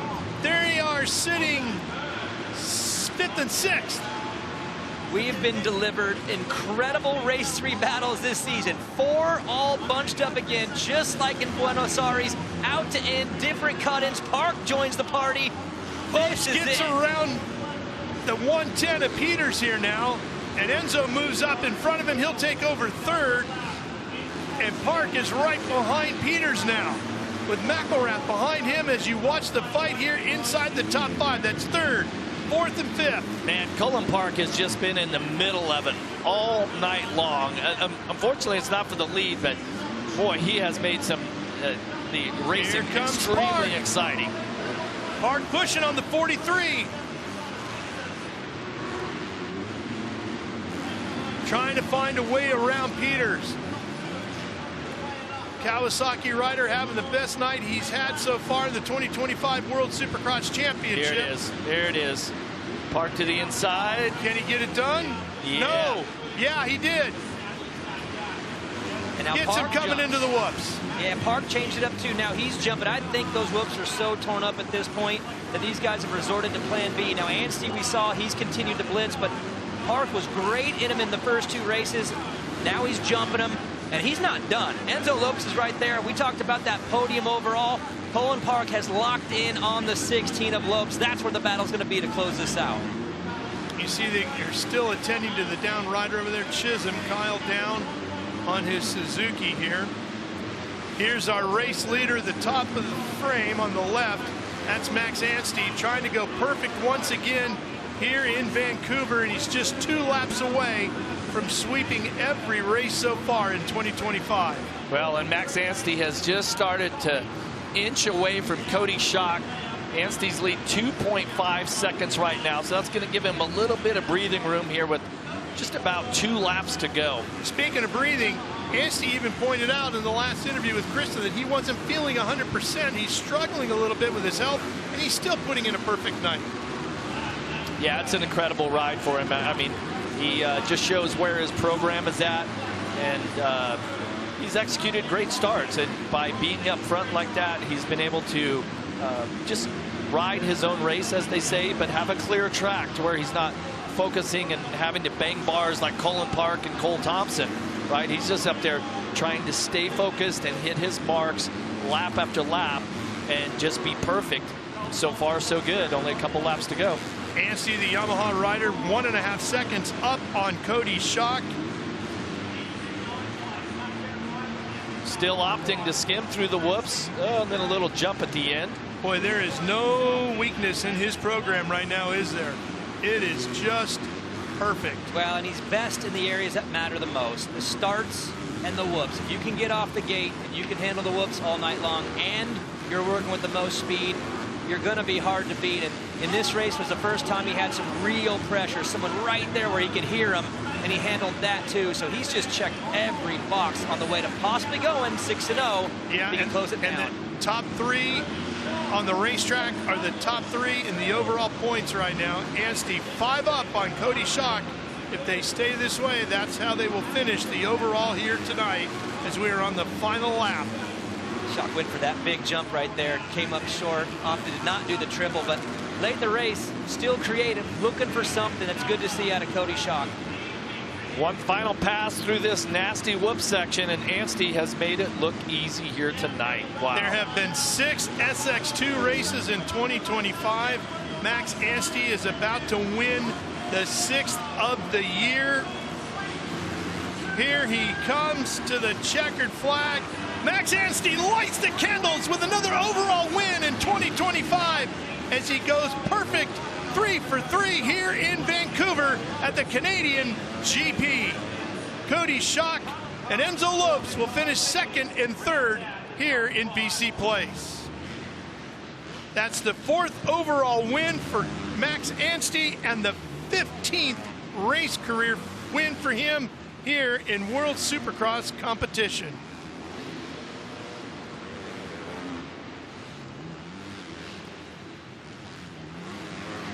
Watching the rest of the field cross the finish line. And let's give you the full race results here as Noah Viney was the last one across the line.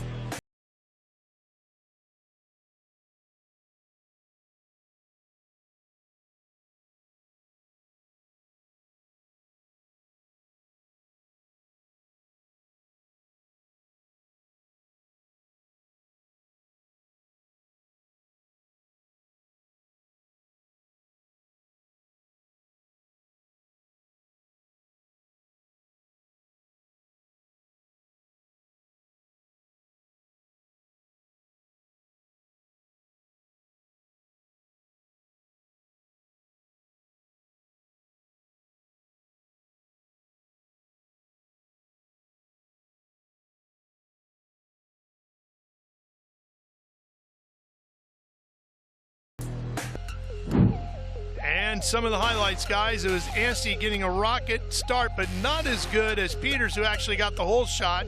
But Anstey quickly got around him in turn 1 and disappeared. Yeah, I was impressed with Peters. Really had a strong ride, battled hard for his position. Schock would get by in Lopes, and great battle back here between Lopes and McElrath. Really good battles throughout the top 5. And you just felt like Cody Schock was just putting the pressure on, and could he get close enough to at least show Anstey a wheel or you know, but Anstey right at the end just pulled out a couple-second lead. Tough break for Kyle Chisholm. You see him down on the ground as he crashed 3/4 of the way or so through this one. Phenomenal ride from Anstey. Top to bottom, handled the whoops. Kristen Max Anstey gets his 4th overall win and his 15th race win here tonight. Max Anstey is undefeated here in 2025. Tactical, gritty. What words would you use to describe the racing here tonight? Well, it was a lot of fun, Vancouver. I really enjoyed it. I executed well. My goal, you know, after last year, and I mean, I had a great weekend last weekend, but man, this week I didn't even get to ride, and I was pretty sick. No, you know, we got to deal with these things. But for me, a big thing that I've been working on is trying to execute when things aren't perfect. And man, I was pleased with myself tonight. That was a tricky track. The whoops were tough, the rocks, everything. And Cody and Enzo, they were riding great tonight. It's hard. I've got to stay on my toes, execute the starts. Pleased with myself. Thanks, Star Racing, back at home in Cairo, for making this happen with the team GSM here, the collaboration for me to be able to be a part of this World Supercross Championship and fight for another world title. It means a lot to me, and yeah, I'm looking forward to the next round. Why does it mean so much to you? You've mentioned that before. I think for me, being from the UK, being from Britain, and wanting to take part in Supercross, you know, the US was always the dream and the stars and stripes. But now being a part of this and being able to showcase Supercross around the world, you know, 5 different continents this year, 5 different completely different places, completely different crowds, and for me, it's really important. And I've always dreamed of a world championship, and for me, it means a lot from coming from the UK and being a part of Supercross. So, yeah, that's why. Max, well done. I'll let you head over this way. I think there were some kids trying to get your attention that you promised. And finishing second on the night, Cody Schock. Cody, I can, I will on your handlebars. What have you been tapping into this season, your second consecutive podium? You know, just I kind of sound like I'm being repetitive, but just being in the moment. You know, us racers, yes, we are praised and, you know, we have this glory life. But it is stressful when you have a lot of people watching you day in and day out. So I'm trying to just keep it fun. That's why we started it. And yeah, second on the night. I say this jokingly, but I'm the first loser. But my mindset is I'm the first person to learn. And I really closed the gap on Max. It's got to be better towards the end, fix my little mistakes, and we'll go back to work at Club X with Brandon, and we got Chad Reed down there, which is pretty cool. So very, very grateful for life. And to have my wife by my side and Justin Brayton and my mechanic Dakota, like we have such a good group. So well, yeah, we'll go back to club, get back to work, and we're going to put Rick Ware and Arby's up top and really deliver this meat rocket. And finishing third overall on the night. Thanks so much, Cody. That's all I've got for that closing statement. Enzo Lopes, third overall, draped in the Brazilian flag, a fifth in Argentina, now a third here. At one moment in race 3, you had 3 riders behind you. How did you respond to that level of pressure? Yeah, it was a fight. You know, I wanted to turn it around after Argentina. I wanted to do a better show for my fans back home, you know, which was an ideal 5th place. So to come out here, get a third, you know, like you said, last moto, I had 4 guys on me. So it was a fight, but I felt me, Max, and Cody, we had a bit of more speed throughout the whole day. So that was nice. And yeah, I just want to go to Australia and do well. Just want to say thanks to all my fans in Brazil. Like, I think it's like 2 or 3 in the morning. Everyone watching, thank you so much. This is for you guys. You've always said that racing in the World Supercross Championship has been a dream come true, and finally we were able to visit South America. We didn't get to hear from you after that. What was it like to race in front of so many of your fans, and now I'm sure they're watching you at home finish on the podium?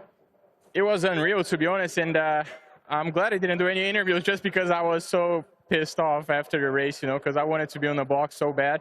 So to do it here, it's so nice. People watching at home, thank you so much, guys. I appreciate it. Enzo Lopes rounding out the podium here in Vancouver.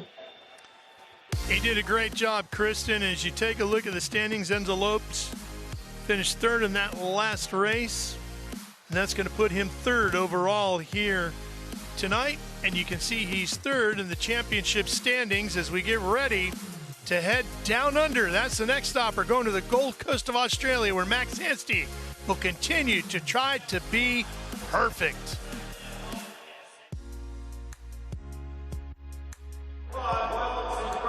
And the SX2 class is done for the night. We got one more 12-lapper for the SX1s. But Jeff, coming off of that 250 race there, Max Anstey has been phenomenal. The ball is rolling. How are they going to stop that? What's going to be the ticket to putting that, just putting a bump in the road? I mean, it's been flawless. It's been perfect. Someone's got to do something. What can they do? Well, Cody Schock is obviously getting closer with the race, but every hole shot, Max Anstey is right out front. So the main thing that they're going to have to figure out between the travel from Vancouver down to Australia is they're going to have to figure out how to get the bikes to start in front of Max Anstey, because then you have the opportunity, you know, to sort of knock him off of his game. But by starting out front, he's just in his zone, and then you're chasing. So if I was Rick Ware and those RB's Yamahas, some of the other teams, I'd be focusing on trying to get that bike off of the line and grab some hole shots. Maybe it starts with the super pole. Maybe beat him there so you get a better gate pick. Looked like Schock was outside of him tonight. Drag raced him pretty well a couple times, but Anstey just had the line on him. Kyle Peters with a great start. So there's riders getting in there in the first corner, but he seems to take care of business by corner 2. So maybe that first lap has to be better too for the guys? Maybe the first lap, yeah. I mean, obviously, you know, you're trying to piece all of these things together, but with the start, yeah, you get out front, maybe do some sprint, maybe do some one-lap sprints back at the training facility of, like, instantly being ready to go. I think that's a great plan also. Max Anstey with the 1. Cody Schock, Enzo Lopes rounding out the podium. Yamaha's doing very well here in Vancouver on a very tough track, a tricky track that seems to be getting a little tougher as the night goes on. Don't forget, we still have SX1 race 3 to go, but SX2 is done.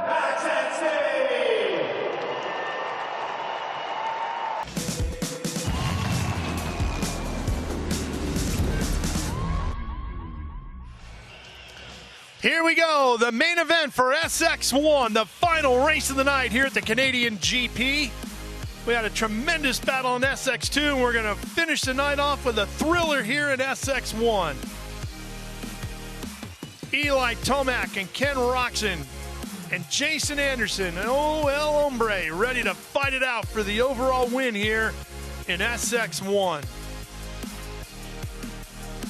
As well as Vince Freezy looking to make things happen on the Stark. Here's where we are at the night, the final race of the night, 12 laps, 25 points, and these fans here at BC Place have had a great time and seen some tremendous World Supercross competition. After tonight, we'll have 3 GPs left to go in 2025. Gold Coast of Australia, Stockholm, Sweden, and we'll finish off Cape Town, South Africa. There is Eli Tomac, Jay Dungy, his mechanic, just to the right there. There's BC Place. That's where we're racing here tonight in Vancouver. Here's the points as they stand coming into this final race. You can see our 2 race winners, Eli Tomac and Ken Roczen, separated by just 1 point. And Anderson 1 more marker back in third, 17 points earned on the night so far.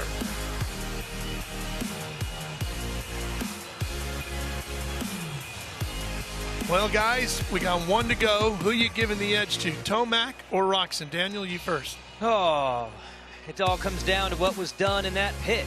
If the KTM team, if the communication was tight, make a couple adjustments, gets to those whoops, it's him. But I'm going to go with Kenny. He's got the momentum and he's fired up. All right, Fro, here you see the points that are going to be available to the riders here in this final main event for SX1. Who you giving the advantage to? Man, that is such a close one. I'm gonna go with Tomac. I'm gonna go with Tomac. Okay. I think they're gonna make some changes.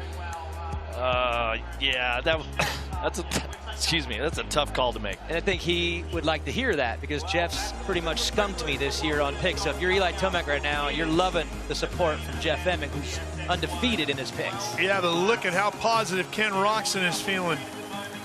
And he's got no reason not to feel anything but that kind of positive vibe coming into this main event. It might just be track position. So who starts in front of each other? Who gets the whole shot?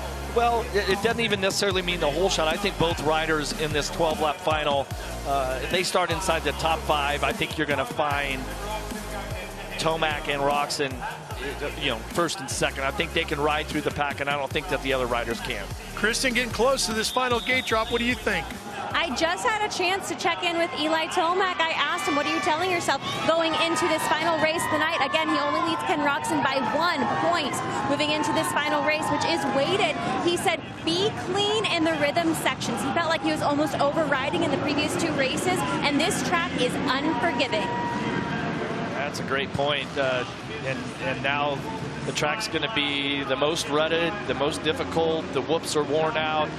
There's going to be a lot of lines that have emerged after that final SX2 12-lapper. So track's going to be a little bit different. I feel like they got a little carried away in that last one, too, in a positive. I think we enjoyed it, but both of them pushed so hard, got caught in that moment. That old 15-year rivalry really came to light. And for Eli to recognize that he has to be a little bit cleaner, I think that could go a long way. Kenny, too, he said he kind of overrode a little bit, too. So maybe they both learned from the little mistakes they made. But, Jeff, those mistakes led them to a pretty big lead on third. Those were phenomenal rides for both, but both are recognizing where the mistakes were coming from. So Roczen comes into this as a 2-time champion with 4 overall wins in his World Supercross career. Tomac comes in as the reigning champ, who also happens to have 4 overall wins in his career. Interesting. Yes. Well, break that tie. We're gonna have a tiebreaker tonight, unless Justin Cooper, Christian Craig, somebody like that gets up in there. Anderson, of course. And you can go a step further. Roczen has 13 race wins, counting tonight's victory. and 15 race wins for Tomac, counting his win here tonight as we approach 2 minutes to go to the final gate drop of the night here at BC Place. Roczen getting a little fist pump to his mechanic, fired up, ready to go. And here's Tomac alone in his thoughts. I think we need to bring up the math. Anderson is mathematically in place to get the overall. He's only a couple down. Two down. So the math is there. But after race 2, Roczen and Tomac really separated themselves from everybody. But you never know. The track's gnarly. Could take a mistake, a bad start. Anderson is mathematically in contention for this. You see the line that Kenny has down to Carpe turn number 1. How do you feel about that, Jeff? I like his gate pick, and he was just making sure that he's lined up properly on that metal starting gate. Look at the bottom of your screen. You can see it's about the width of the foot pegs, just wide enough for the riders to get their boots down and to be level and be touching metal and not dirt. Tomac, I believe, is a couple of gates over to the right of Ken Roczen, closer to the doghouse. There's Vince Freezy, the 719 on the start. Who has not had a great night here tonight. Well, he got a good start in race 1. He was second, I believe. And then he fell got to 10th. Yeah, he got shuffled back pretty quickly. 1 minute to go here as we get set for this final gate. Drop of the night. There you can see Roczen in the center and two riders between him and Tomac. And I will say, looking around BC Place here, this place is packed and the fans, this is it, the final race. And do not count out Justin Cooper just on the opposite side of the doghouse from Tomac. He's been great on the starts. We said at the beginning of the night, the first challenge for these riders coming into Canada is to get the gate drop hole shot. That's the first challenge of the night. Let's see who can get it here in the third and final race. 30-second board is away. Here come the revs. One bike finally entering, and we're underway in Vancouver. Tomac with a great start. He's going to get the hole shot on that Red Bull KTM. Wow, massive hole shot, and Roczen's mid-pack. Yes, he is. He's back in about 10th position. There he is right there jumping into your screen. But out front, it's the Red Bull KTM of Eli Tomac with Justin Cooper right behind him on the 32 in second place. We all know that Eli Tomac loves power, wants power. I talked to Ian Harrison today after practice, and he said, we're giving him everything we got. He used all of it there. And look who just moved into third on the Suzuki. That's Anderson, but look at how fast Roczen has gotten into the top 5. And here he comes trying to get inside of Christian Craig. That'll put him in 4th. He's got it done now. He's on his teammate's backside. Yeah, Roczen made a really aggressive pass. He knows that Tomac's out front. Kenny not wasting any time. Anderson knows he's there. Now Ombre allows his teammate to go by. Roczen's up to third, closing on Cooper. Flashes of Millville. Ken Roczen goes through the field so good on opening lap. He sees the track different. He talks about the fast twitch muscles that he uses. Perfect example of it there. He wastes no time on anybody on the opening laps. Ken Roczen on that progressive PMG Suzuki going after him. He's got his teammate behind him holding down third, and he's got his arch nemesis up in front of him. All right, so here's the challenge for Ken Roczen. He needs to get past Justin Cooper, but he's also 3.1 seconds behind Tomac, so he can't lose any more time, and he has to make the move and then try to reel in Tomac.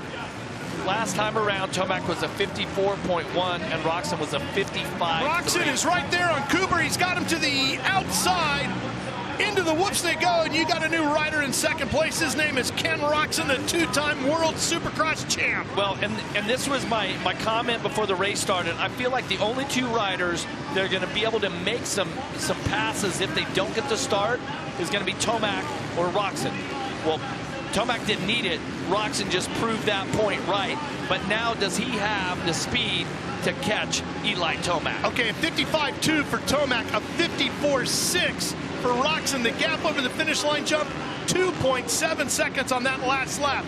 We're a fourth of the way through this one. Let's see how it plays out. Well, he's got the speed. He's proven that. Now, can he sustain it? Because this track is the toughest it's been all night long. Track crews done their best, but this thing is rutted up We're not even halfway through. Points as we run. Tomac up by 4. That's how they would finish. The overall would go to Tomac, and he would break the tie with Roczen.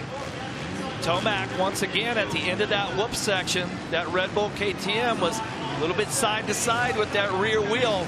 Roczen better through the whoops that time around. Look at him cutting the turn right there, cutting down early and staying out of all of those nasty ruts. And it was a half a second quicker than Tomac.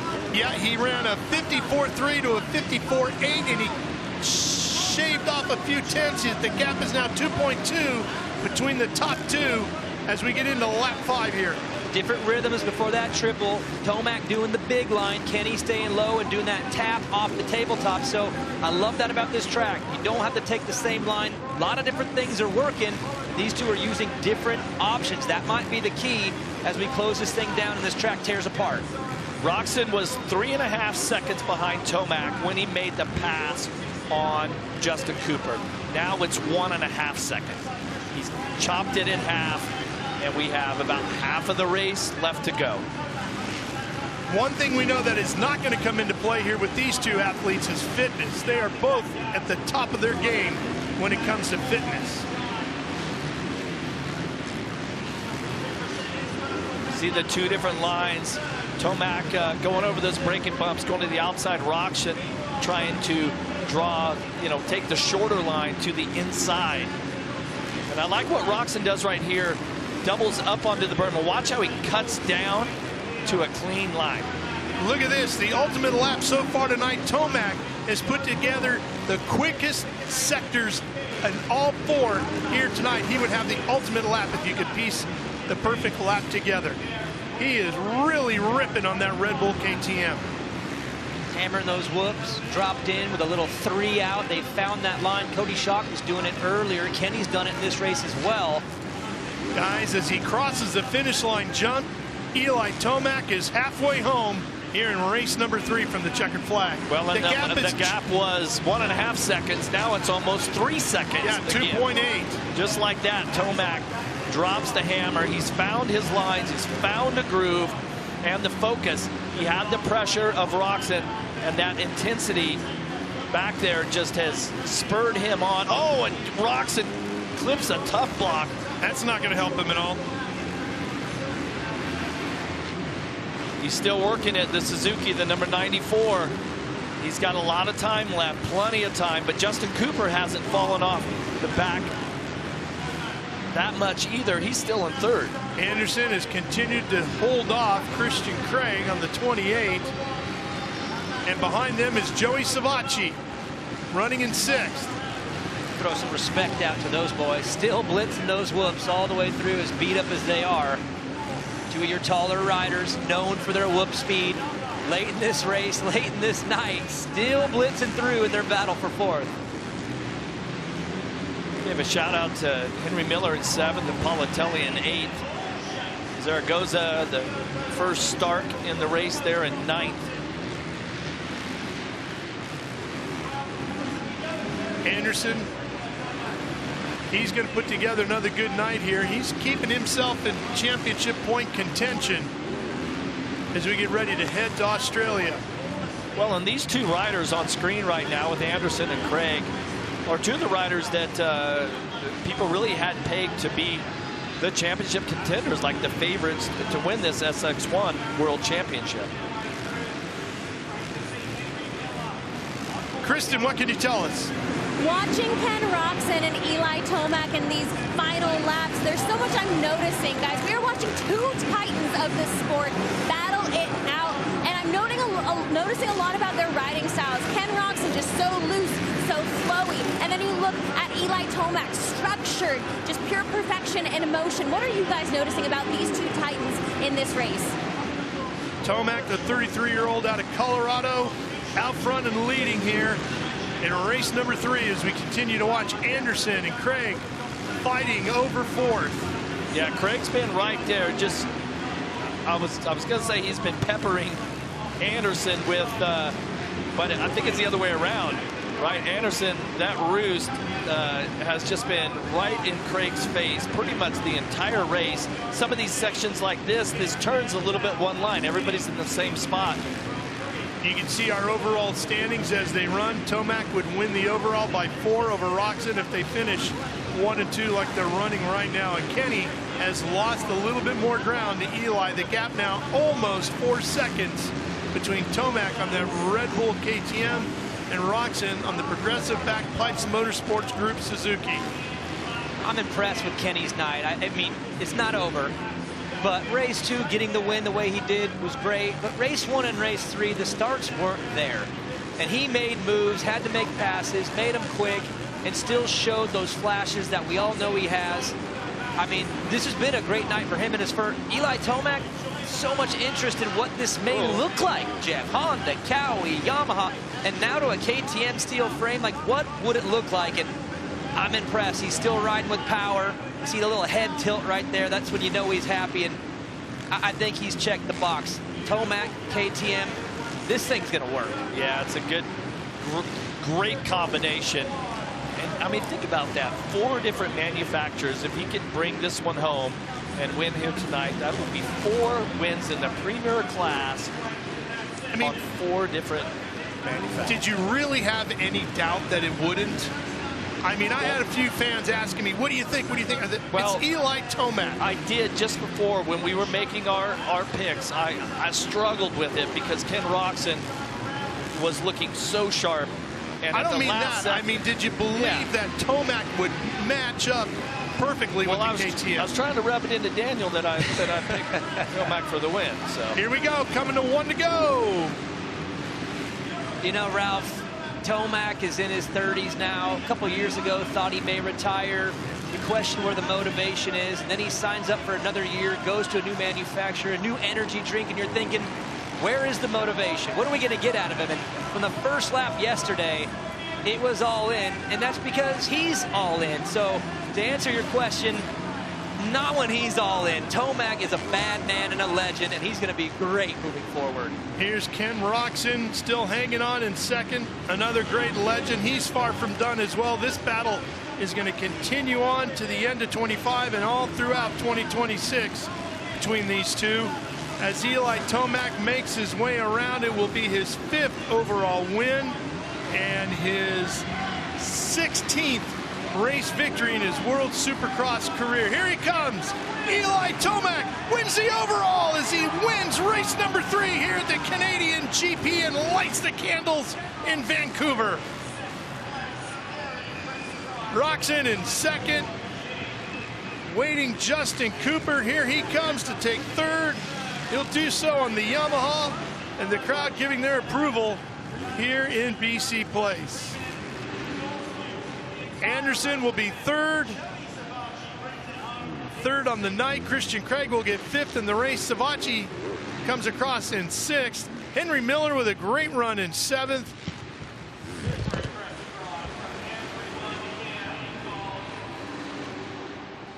And Eli Tomac with a whole bunch of fans here in Vancouver, Jeff. Oh, yeah.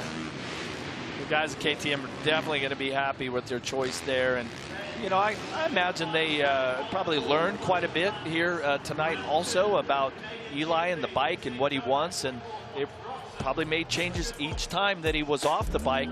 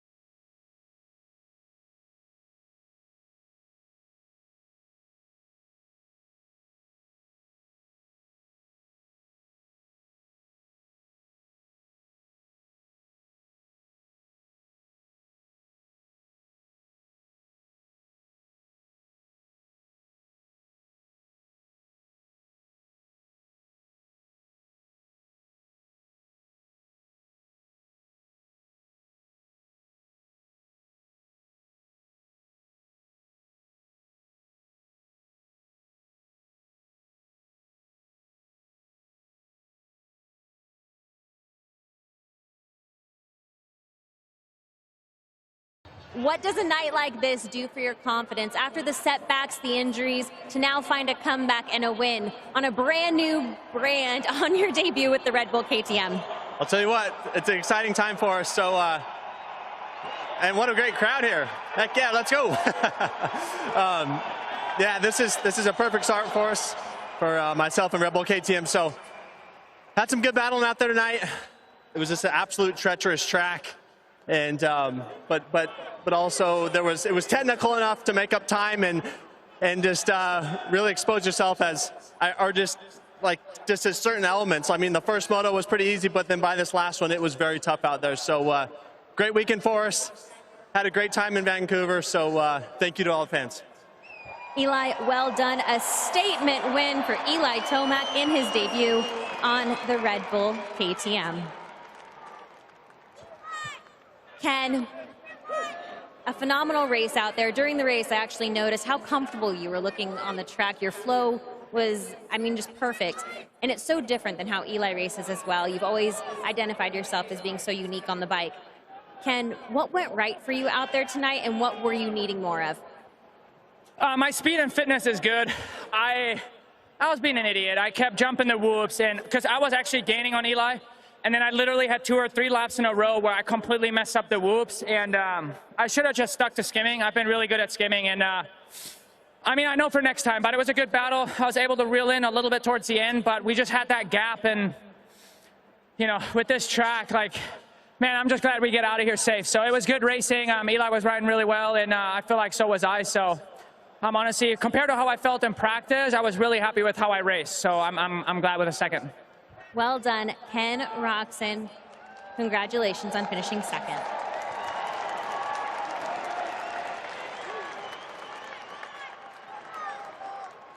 And Jason Anderson, with only his second start on the PMG Suzuki.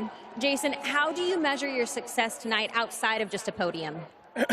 Yeah, I mean, the beginning of the day, I was pretty far off pace. So to be able to get some of those starts right up there, that first moto was good for me. Still getting the hang of the motorcycle, but I just really want to thank Suzuki, the whole Pipes family, everyone for giving me this opportunity. I love what I do, and I just want to keep the ball rolling and being up here on the podium. It's just a thank you to them. So to everyone that supports me, you know, Alpine Star, Scott, Aero Helmets, Monster, my family, you know, my wife, daughter, parents, everyone. I'm having a good time. So let's see if we can keep the ball rolling. And thanks to the Pipes family for letting me be me. And let's keep having a good time. Jason Anderson, congratulations. And I'm sure Dustin Pipes at home is celebrating 2 of his riders on the podium tonight in the SX1 class. Daniel?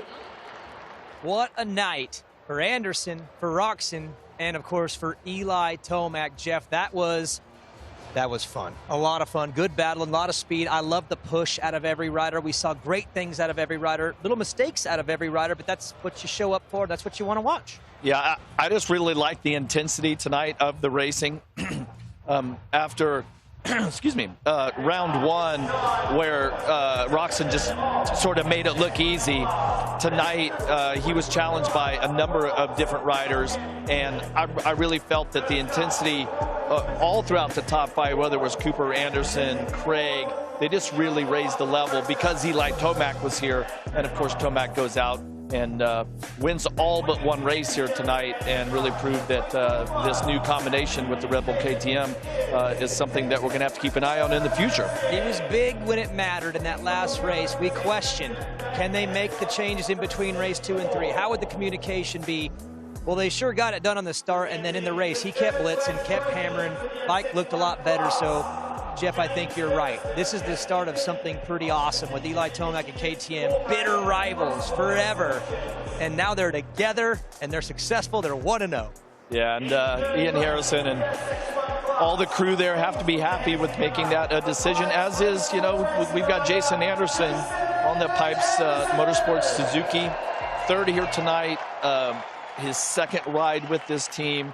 They have to be really happy with that. I mean, Suzuki's got their top 2 riders, 2 steps on the podium, not the top this week, but they have to be really happy with their effort and what the team is achieving. Second overall, Ken Roczen. I liked his interview after the race. Happy with the speed and the fitness, but he actually, with some self-deprecation, called himself out for making some mistakes with his line choice, so that would go towards the racecraft part of things. That's a man who understands where the weakness is, and riders like that learn fast and get better, and he's still getting better in his 30s. Yeah, and man, do the fans love him here in Vancouver. Oh, yeah. He is so popular here.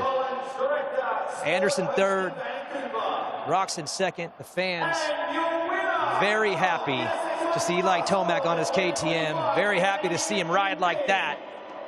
Your big winner, Eli Tomac.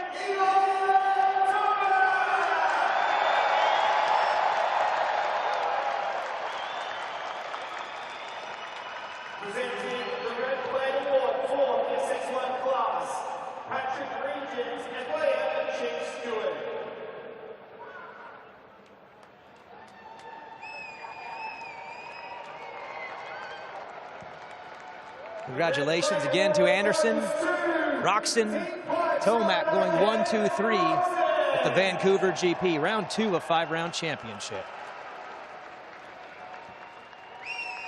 Please stand if you are able for the national anthem of the United States of America.